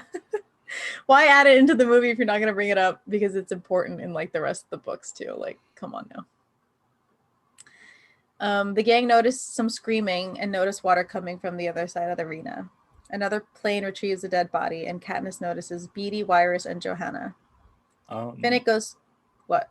So, seemingly all of the other little areas where all the stuff happens. Mm-hmm. It's like terrible, but like you can survive it. Mm-hmm. I don't think you can survive that. Oh no, absolutely not. That one's kind of mean because like if you're stuck there, like you're gonna die. Yeah. I mean, and did you see all that water coming out? It was a lot of water. Yeah, you could see it coming through the tops of the trees. It was over the trees. Like, yeah, you're gone. Like it doesn't even matter if you know how to swim. It's the water coming at you and then probably slamming you into trees or rocks. Like you're dead. Yeah, and then you're drowning. Like, yeah. No wonder somebody actually died during that thing. Like, sorry, y'all. Finnick goes to join them, and Peeta and Katniss follow. Joanna tells them that they were deep in the jungle when the blood rain started and they were forced to the beach. Wyrus is muttering TikTok to herself, and Beetee says that she is in shock. Johanna knocks wires to the ground and Katniss goes after her, and Finnick and Peeta drag the girls apart, and Johanna yells that she got them out for her. And Katniss is confused. Katniss then cleans up Wyrus. I put Johanna for some reason. She's in that scene. I don't know why. I mean, she is there. Yeah, she is there. And notices that Beetee has a coil of wire with him. When Wyrus starts her TikTok chanting again, it angers Johanna and she leaves them. But at that moment, the lightning strikes the tree from earlier again, and Katniss figures it out that the arena is a clock. Katniss explains the dangers of each slice of the clock as they stand in the center cornucopia, with Beetee taking interest in the lightning tree. They try to come up with a game plan when they are ambushed by the other tributes. While they are fighting, Plutarch spins the arena and the gang fight to stay on the land. What was the point of spinning the cornucopia? So that they wouldn't know. Yeah. So that they wouldn't know where everything was. Yeah. Except for the fact that at 12 o'clock there was a giant tree. Yeah. I mean, that would account for 2 of the hours. So what was the point? Plus, they already know not to go into the jungle. So there was literally no point for them to spin the cornucopia. Because, like, none of the like, chunks, everything that was in it stopped at the beach. Yeah. Except for the one with the water. Yeah, but, like, that wouldn't have killed you. Because, like... That wouldn't have killed you. Because it wasn't as forceful when it got to the beach. Yeah. Yeah, I don't. Yeah. Didn't make sense. That doesn't make sense. Yeah, now that you're talking about it, maybe I should reread the books. Katniss is thrown off, but they survive as Plutarch stops the spinning. Johanna says that they should get supplies before they get off the island. On the beach, they strategize their next move when Katniss hears the screams of Prim and follow it and find it to be a Jabberjay mimicking the noise. Finnick, who has run after her, hears Annie's voice and runs after it. Katniss tries to reassure him, but Finnick asks how they got her screaming in the first place. Yeah, how did they? I think they explain it in the books. I think the next one where they took audio files from Prim and Annie, and they alter them. Okay. I think that's how they explained it. Also, this is like the weakest beach clock section because, like, the Jabberjays. Yeah, like you can't die. Yeah, but it's psychological. Being in a death arena is psychological. Like, okay. I mean, the whole thing is traumatizing. You're right. So, Finnick and Katniss run to the edge of the wedge, and Peeta stays with Katniss on the other side of the field until the hour is up and they are free. Pedialyte. Pedialyte. Great song by JoJo. Go listen to it. Yes. Peeta reassures her that Prim is fine, and Johanna says nothing would happen to her sister since she is the capital's golden girl, before getting angry and leaving to get Katniss water. Back at the beach, Katniss asks who Annie is, and Johanna tells her that she was a victor from 5 years ago who went crazy, but Finnick loves her, and that's why Mag stepped in her place for the games. Beetee then tells the others that he has a plan, and Johanna goes to get the others. Beetee proposes to draw out the rest of the tributes by leaving the beach at dusk to go to the lightning tree and run his wire from the tree to the beach, and anyone in the water or on the damp sand will be electrocuted. What?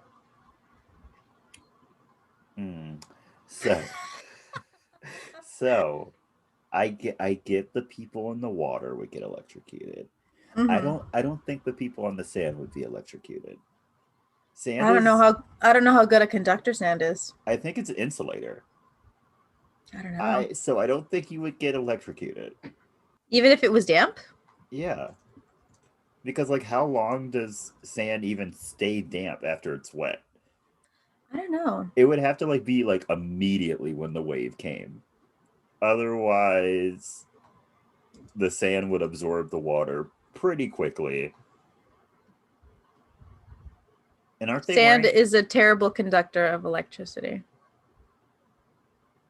That's why So, if it is struck by lightning, it heats to extremes and melts into a blob.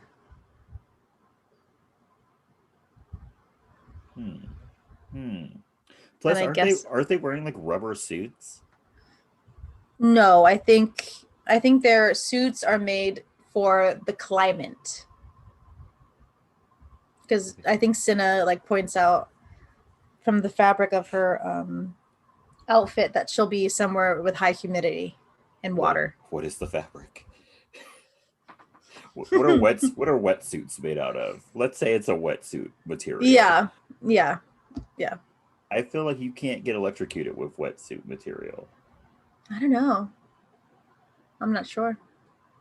Someone Maybe, someone needs to maybe explain this to because us. maybe because like your hands or whatever, right? What if it's just because you're wet and it just connects that way? It's a foam. Wetsuits are made out of neoprene. Yeah. It's a Okay. foam. I feel like a foam wouldn't conduct electricity well. Hmm. I Yeah. love how we're sitting here trying to be doctors, I scientists. know. We know nothing. I think this is the most technical we've ever been. It is. So the gang wait out the 6 hours on the beach, and close to the time of the plan, Katniss suggests that her and Peeta run away because if the plan works, they'll have to start killing the rest of their gang, and she doesn't want to do it.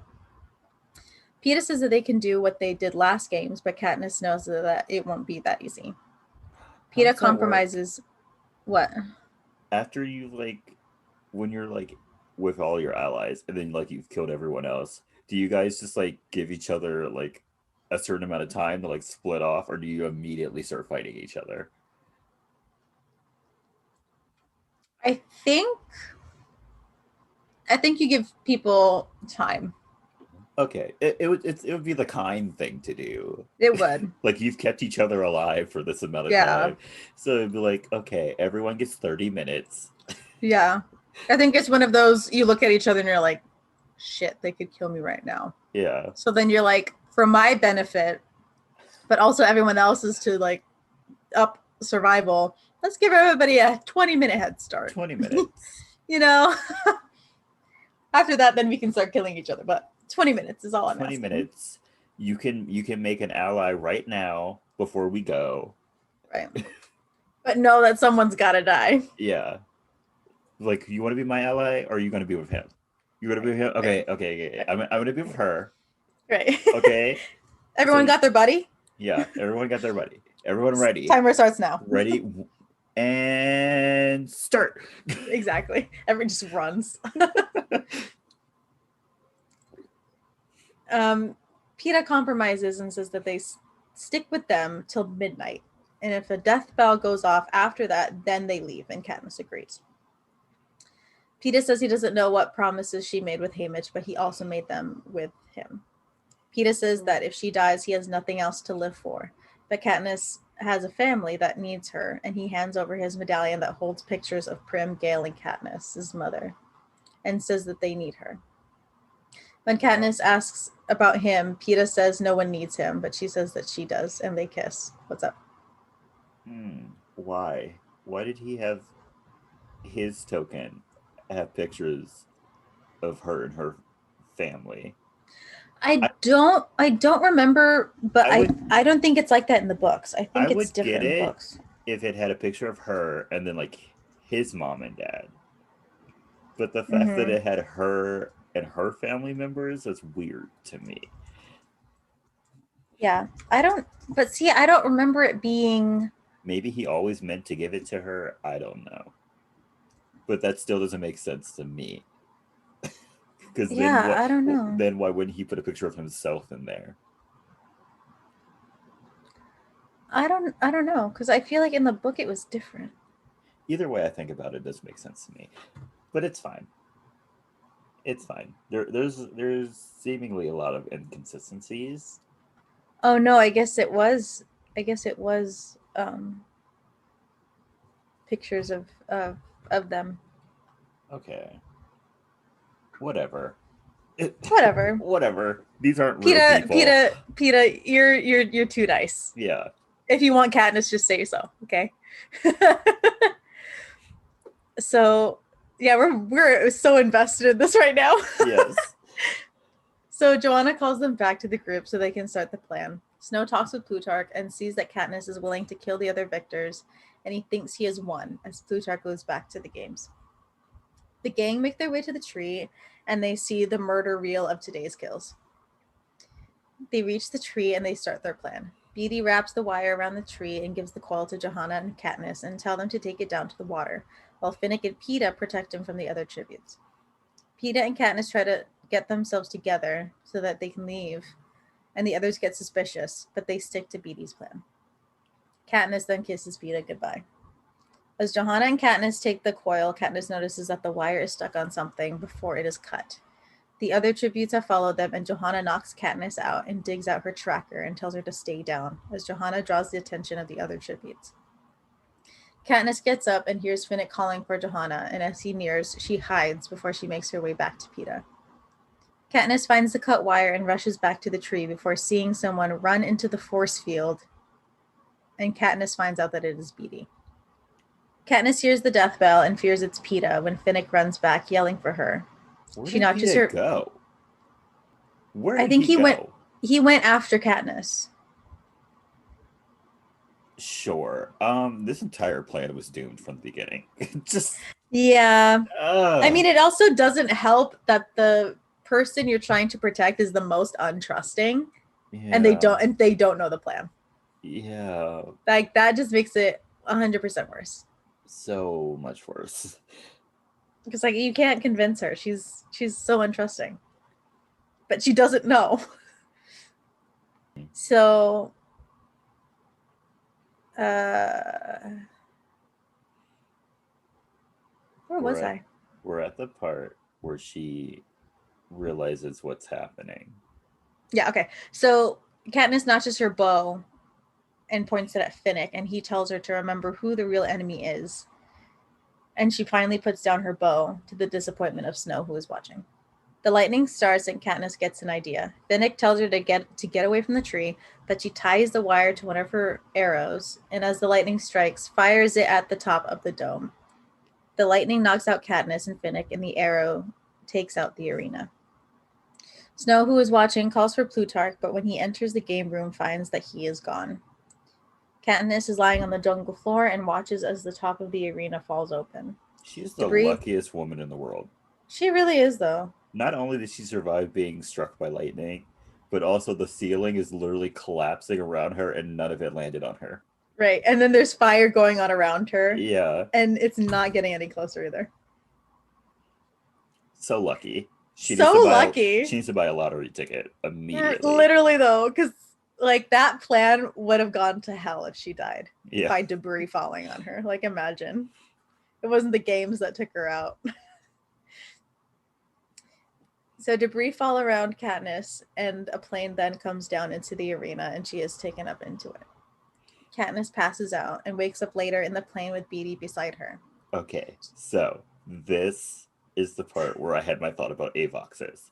I was like, what if no one actually dies in the Hunger Games? Like, you're like very close to death, and then they just scoop you up, and then they turn you into an Avox. Oh. I mean, some people would obviously die, like Rue, like Katniss saw Rue die. But like some people could be like close to death, and then they just scoop them up, they fix them all up, cut off their tongue so they can't tell anybody, make them Avoxes. But Avoxes don't have their faces covered, if I remember correctly. In this movie, they did. Oh, you're right. That's messed. Yes. Imagine. All the Avoxes are just past contestants. Like you're alive, but at what cost? Yeah. Dang, that would suck. That would suck. At that point, I would be like, wow, I wish I had died. Exactly. They probably have to put all of those Avoxes on, like, watch. Yes. So Katniss gets up, takes a syringe with her, and walks to the front of the plane and finds Haymitch, Finnick, and Plutarch together. She goes to attack Haymitch, but they calm her down enough to tell her their plan. Plutarch tells Katniss that she has been their plan from day one, and she didn't know anything about it because Snow was watching her every move. The plan was to get her out of the arena. Half the tributes were in on it, and she is to become the symbol of the Mockingjay as the start of the revolution, and they are finding their way to District 13. Katniss then asks about Peeta, and Haymitch tells her that he still has his tracker in, and Johanna was the only one to get hers out. Peeta is now in the capital with Johanna. Katniss attacks Haymitch and accuses him of being a liar before she is hit with a drink. Katniss wakes up in a room with Gale and finds herself in the 13th district. Katniss asks after Prim, and Gale says that they are alive and that he was able to get her mother out too. After the games, Gale tells her that hovercrafts came to District 12 and dropped bombs on it, annihilating the district. Why? Yeah. Why? Now they don't have coal. Why? You're right. You're just endangering your own economy. Yeah. That's why in the next movie, y'all are walking around in the middle of winter in fur coats because you don't have heat or power. Like, yeah. You see what you did? He literally got angered by a 16, 17-year-old girl, bro. And decided to commit genocide. Yeah. And lose his only power source. Not his only power source. Well, a part of his like half of his power source. Energy source, yeah. He loses the other half eventually, so yeah, eventually, yeah. He really, wow, he was just so angry. Not thinking at all. Yeah. You know what? Snow really needed like some advisors. Some good advisors. Yeah. Because all he had around him were yes men, and he really needed someone to be like, let's take this out. Yeah. I think, well, I mean, Plutarch, he had his own plan, but he was like giving him alternatives to bringing down Katniss, and the whole time he's like, nah, I just want to just straight up kill her. Yeah. He's like, how about we like do something easier? He's like, nope. Right. Nope. No. Just want to kill her. And he's like, oh, this man is crazy. Yeah. I need to do something about this. Yeah. So Katniss is overwhelmed by the news, but she gets a look of determination on her face, and the movie ends. Yay! On to the next. On to the 2 movies that should have been 1 movie. It really should have. And I feel like they didn't do that movie, that book justice with those 2 movies. They most definitely did not. I loved book 3. Yeah. Like, it's angsty, but it's good. They drag out stuff that doesn't need to be dragged out, and then like they skip over stuff that they skip over so many important things, and it makes me mad. Yeah.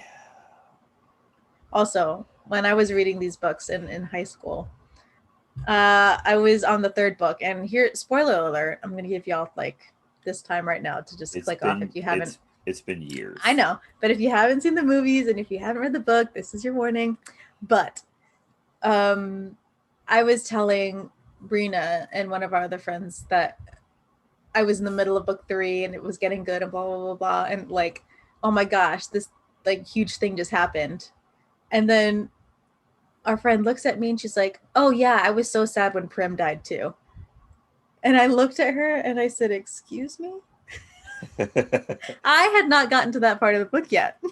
So she spoiled perhaps one of the biggest things in that book.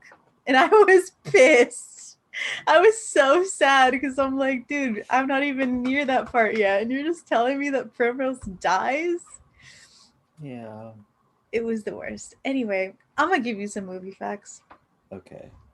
So Jetta Malone, who plays Johanna, stated that her stripping scene was filmed in a real hotel elevator that was not closed for production. I told you that hotel is a menace to all of its occupants. Bruh, imagine just like ordering, if you're clicking for the elevator. If you're staying at that hotel, you will not know peace. you will not know peace. Because just imagine, calling for the elevator, and then it opens up and you just see it like a naked Jenna Malone, and you're like, What is going on? what? Like I can't even imagine what What if that was someone like. what if while they were filming this, someone was actually trying to get onto the elevator and then the door opens and it's just a naked woman? Like they're trying to check out. Like it's early in the morning, they're trying to check out. Yeah. Elevator opens, naked Jenna Malone, and you're just like, I'm going I back just to want to bed. check out. Yeah. Screw this flight. I'm going back to bed. Right. I'm gonna go lay down. I have a couple more hours before I'm supposed to be out anyway. Yeah. So the water scenes in the arena were filmed in a water park in the south of Atlanta. The water was barely more than 50 degrees. See, no. And Lynn Cohen, who plays Mags, was exempted from going into the water at the request of director Francis Lawrence, who was concerned for her health. In the But not first the rest of the scene, people. no, I guess not. In the first scene in which she is carried on Sam Claflin, how do you say his last name? Claflin? Claflin? Yeah, Sam Claflin, who plays Finnick. When she's on his back, he loses his footing, bangs his knee on the rocks, and dumps both of them into the water. He felt Yay. horrible about it, but she just found it hilarious. I'm sure she did. Yeah, because she didn't bang up her knee trying to carry another actor. This next fact, it makes me happy, but it also makes me sad. This was the highest grossing film of 2013 in North America. It was the first film to top the annual box office with a top billed female lead since The Exorcist in 1973, and the first with a woman as the sole protagonist and primary marketing focus since The Sound of Music in 1965. Yay. It took 40, 50 years for one other movie to finally have these statistics. Frick you guys. Let's just love sexism. Yay. Love it. Patriarchy. Let's freaking go. People need to get their priorities straight. Anyway, next movie fact. Do you want to guess how many tributes have died in the 75-year history of Pan Am? Let me try to do the math. There have been 75 games. Mm-hmm. Each game had 24. Oh no, the 74 times 24. Okay, plus. Oh shit, no, it's 23. 74. No, it's 73 because Katniss and PETA won. Okay, 73 times 23. That's a lot. Plus another 22 plus 24. 47? 1,748?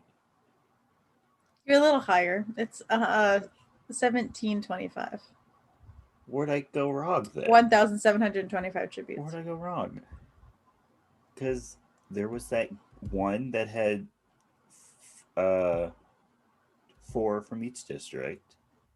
Mm-hmm. And then there were 72 that had 23 people die in each game.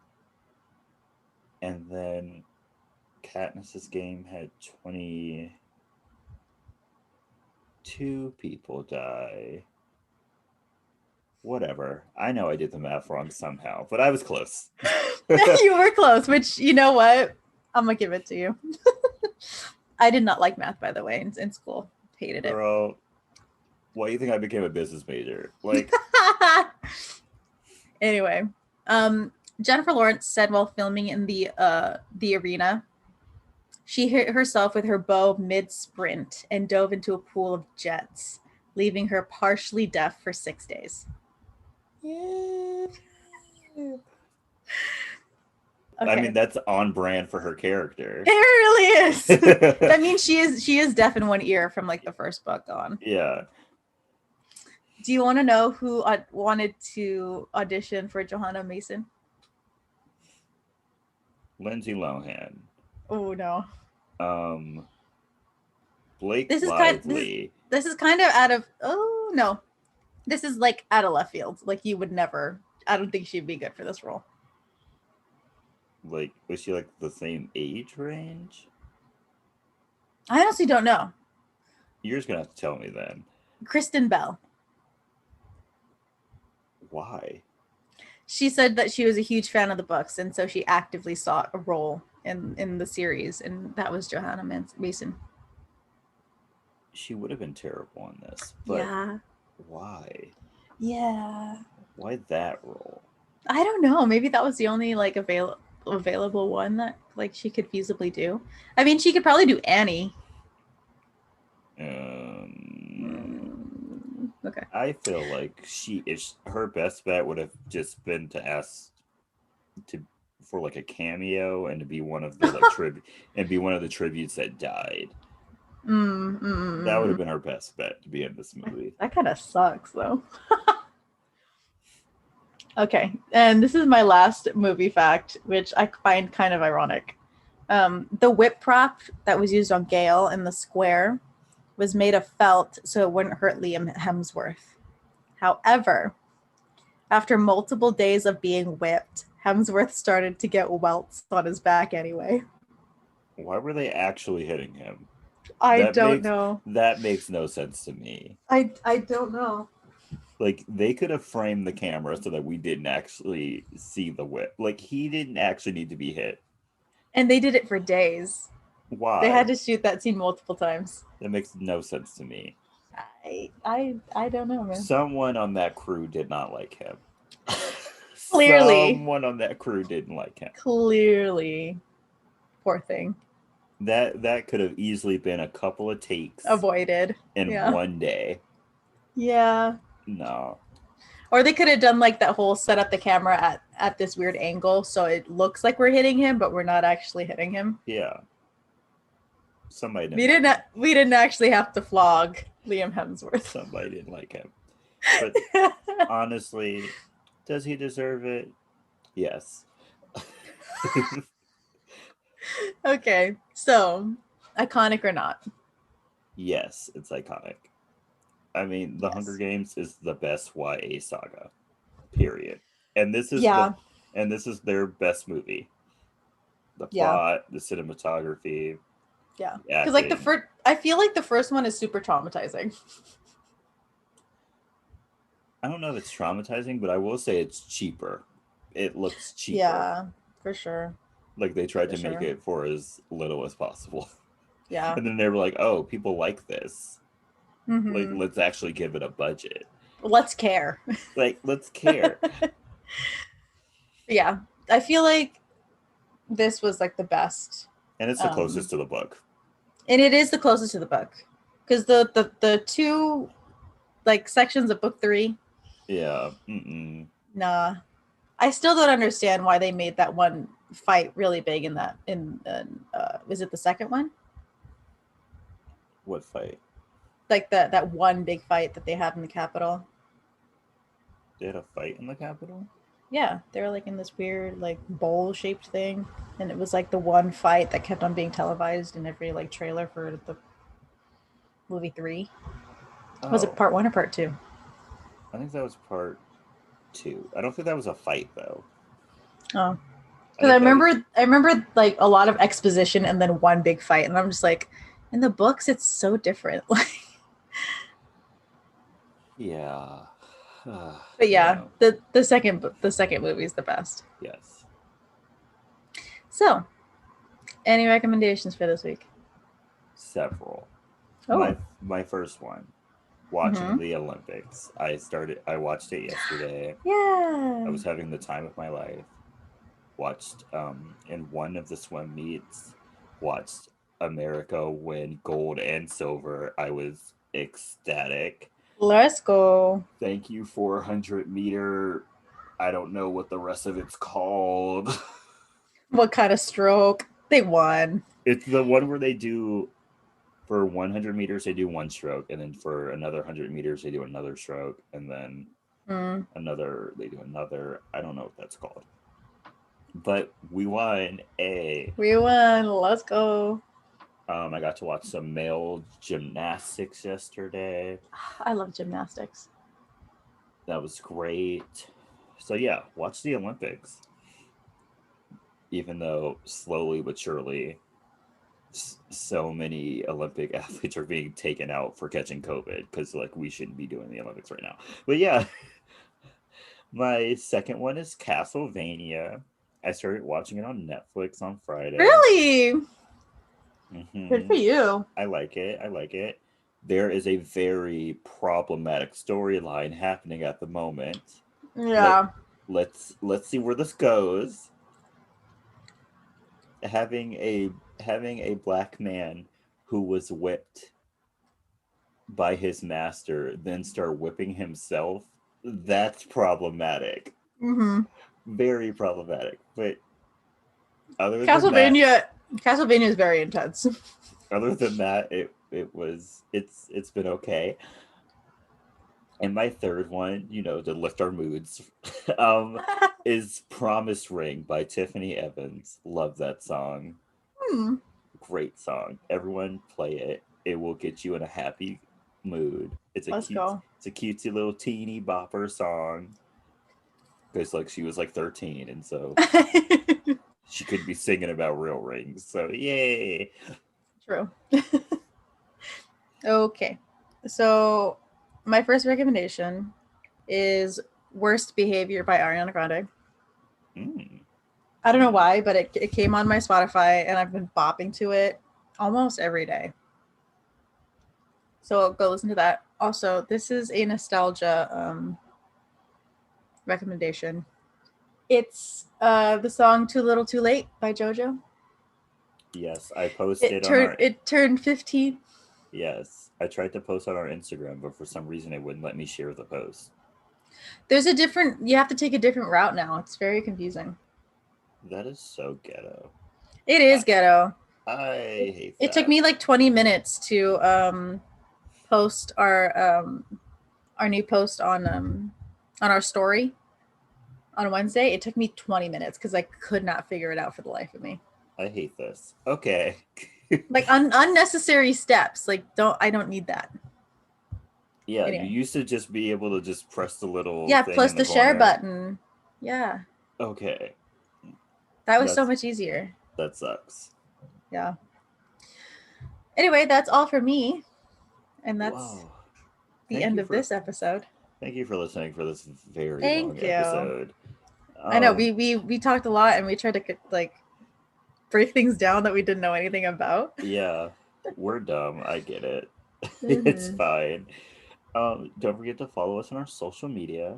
We have a Twitter and an Instagram and a YouTube. Uh Yeah. our Twitter and Instagram are both at SYTYI podcast. And then for our YouTube, you can just look up So You Think You're Iconic. Great. Um, don't forget to send us your movie stories at our email. Can you answer our Mm-hmm. questions? Right. Is there any professionals in the chat? Yeah. Will Please Sand, advise. will you be electrocuted by sand? Please let us know. Yeah. It's SYTYI podcast at gmail.com. Also, don't forget to share us with your friends and your family. Mm. They can listen anywhere, literally anywhere. Mm. Spotify, Apple Podcasts, any of those places, and YouTube. I promise you I'm trying on YouTube. I promise you. We'll get it caught up eventually. I'll figure out what's wrong. Like I'll get it done. But yeah, we're wear your mask. Thank you.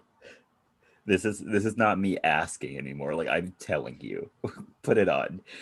Please. Please. I wear my mask all day at work. If I can do that, you can wear it to go to the store. You can wear it to go to the mall. Please. We're And if begging. and if you have not been vaccinated yet, what's going on? What's going on? Thought process. How are you going to say it's not safe when half the country has it? Please explain that to me. Please, please, I want to hear it. I come for me. I don't care. Like I'll come right back. Please explain He to will. me. He I will. will. He'll fight you for it. I'll fight you. And I will win because like I'm on the side of science. Yeah. Also wash your hands. Yes, Soap. please. Soap. Scrub. Soap. Work the hands. Like Missy Elliott said, work it. Lather, rinse. Come on. Scrub. Get in between the fingers. Scrub. Yes. All that Get jazz. behind. Get the back of your hands too. Just because you do the yeah, you don't just do the palms. Yeah. Do the back. Yeah. Or you will get the back of my hand. Yes. Yeah, and stay iconic. Stay iconic, y'all. Okay, bye. Bye.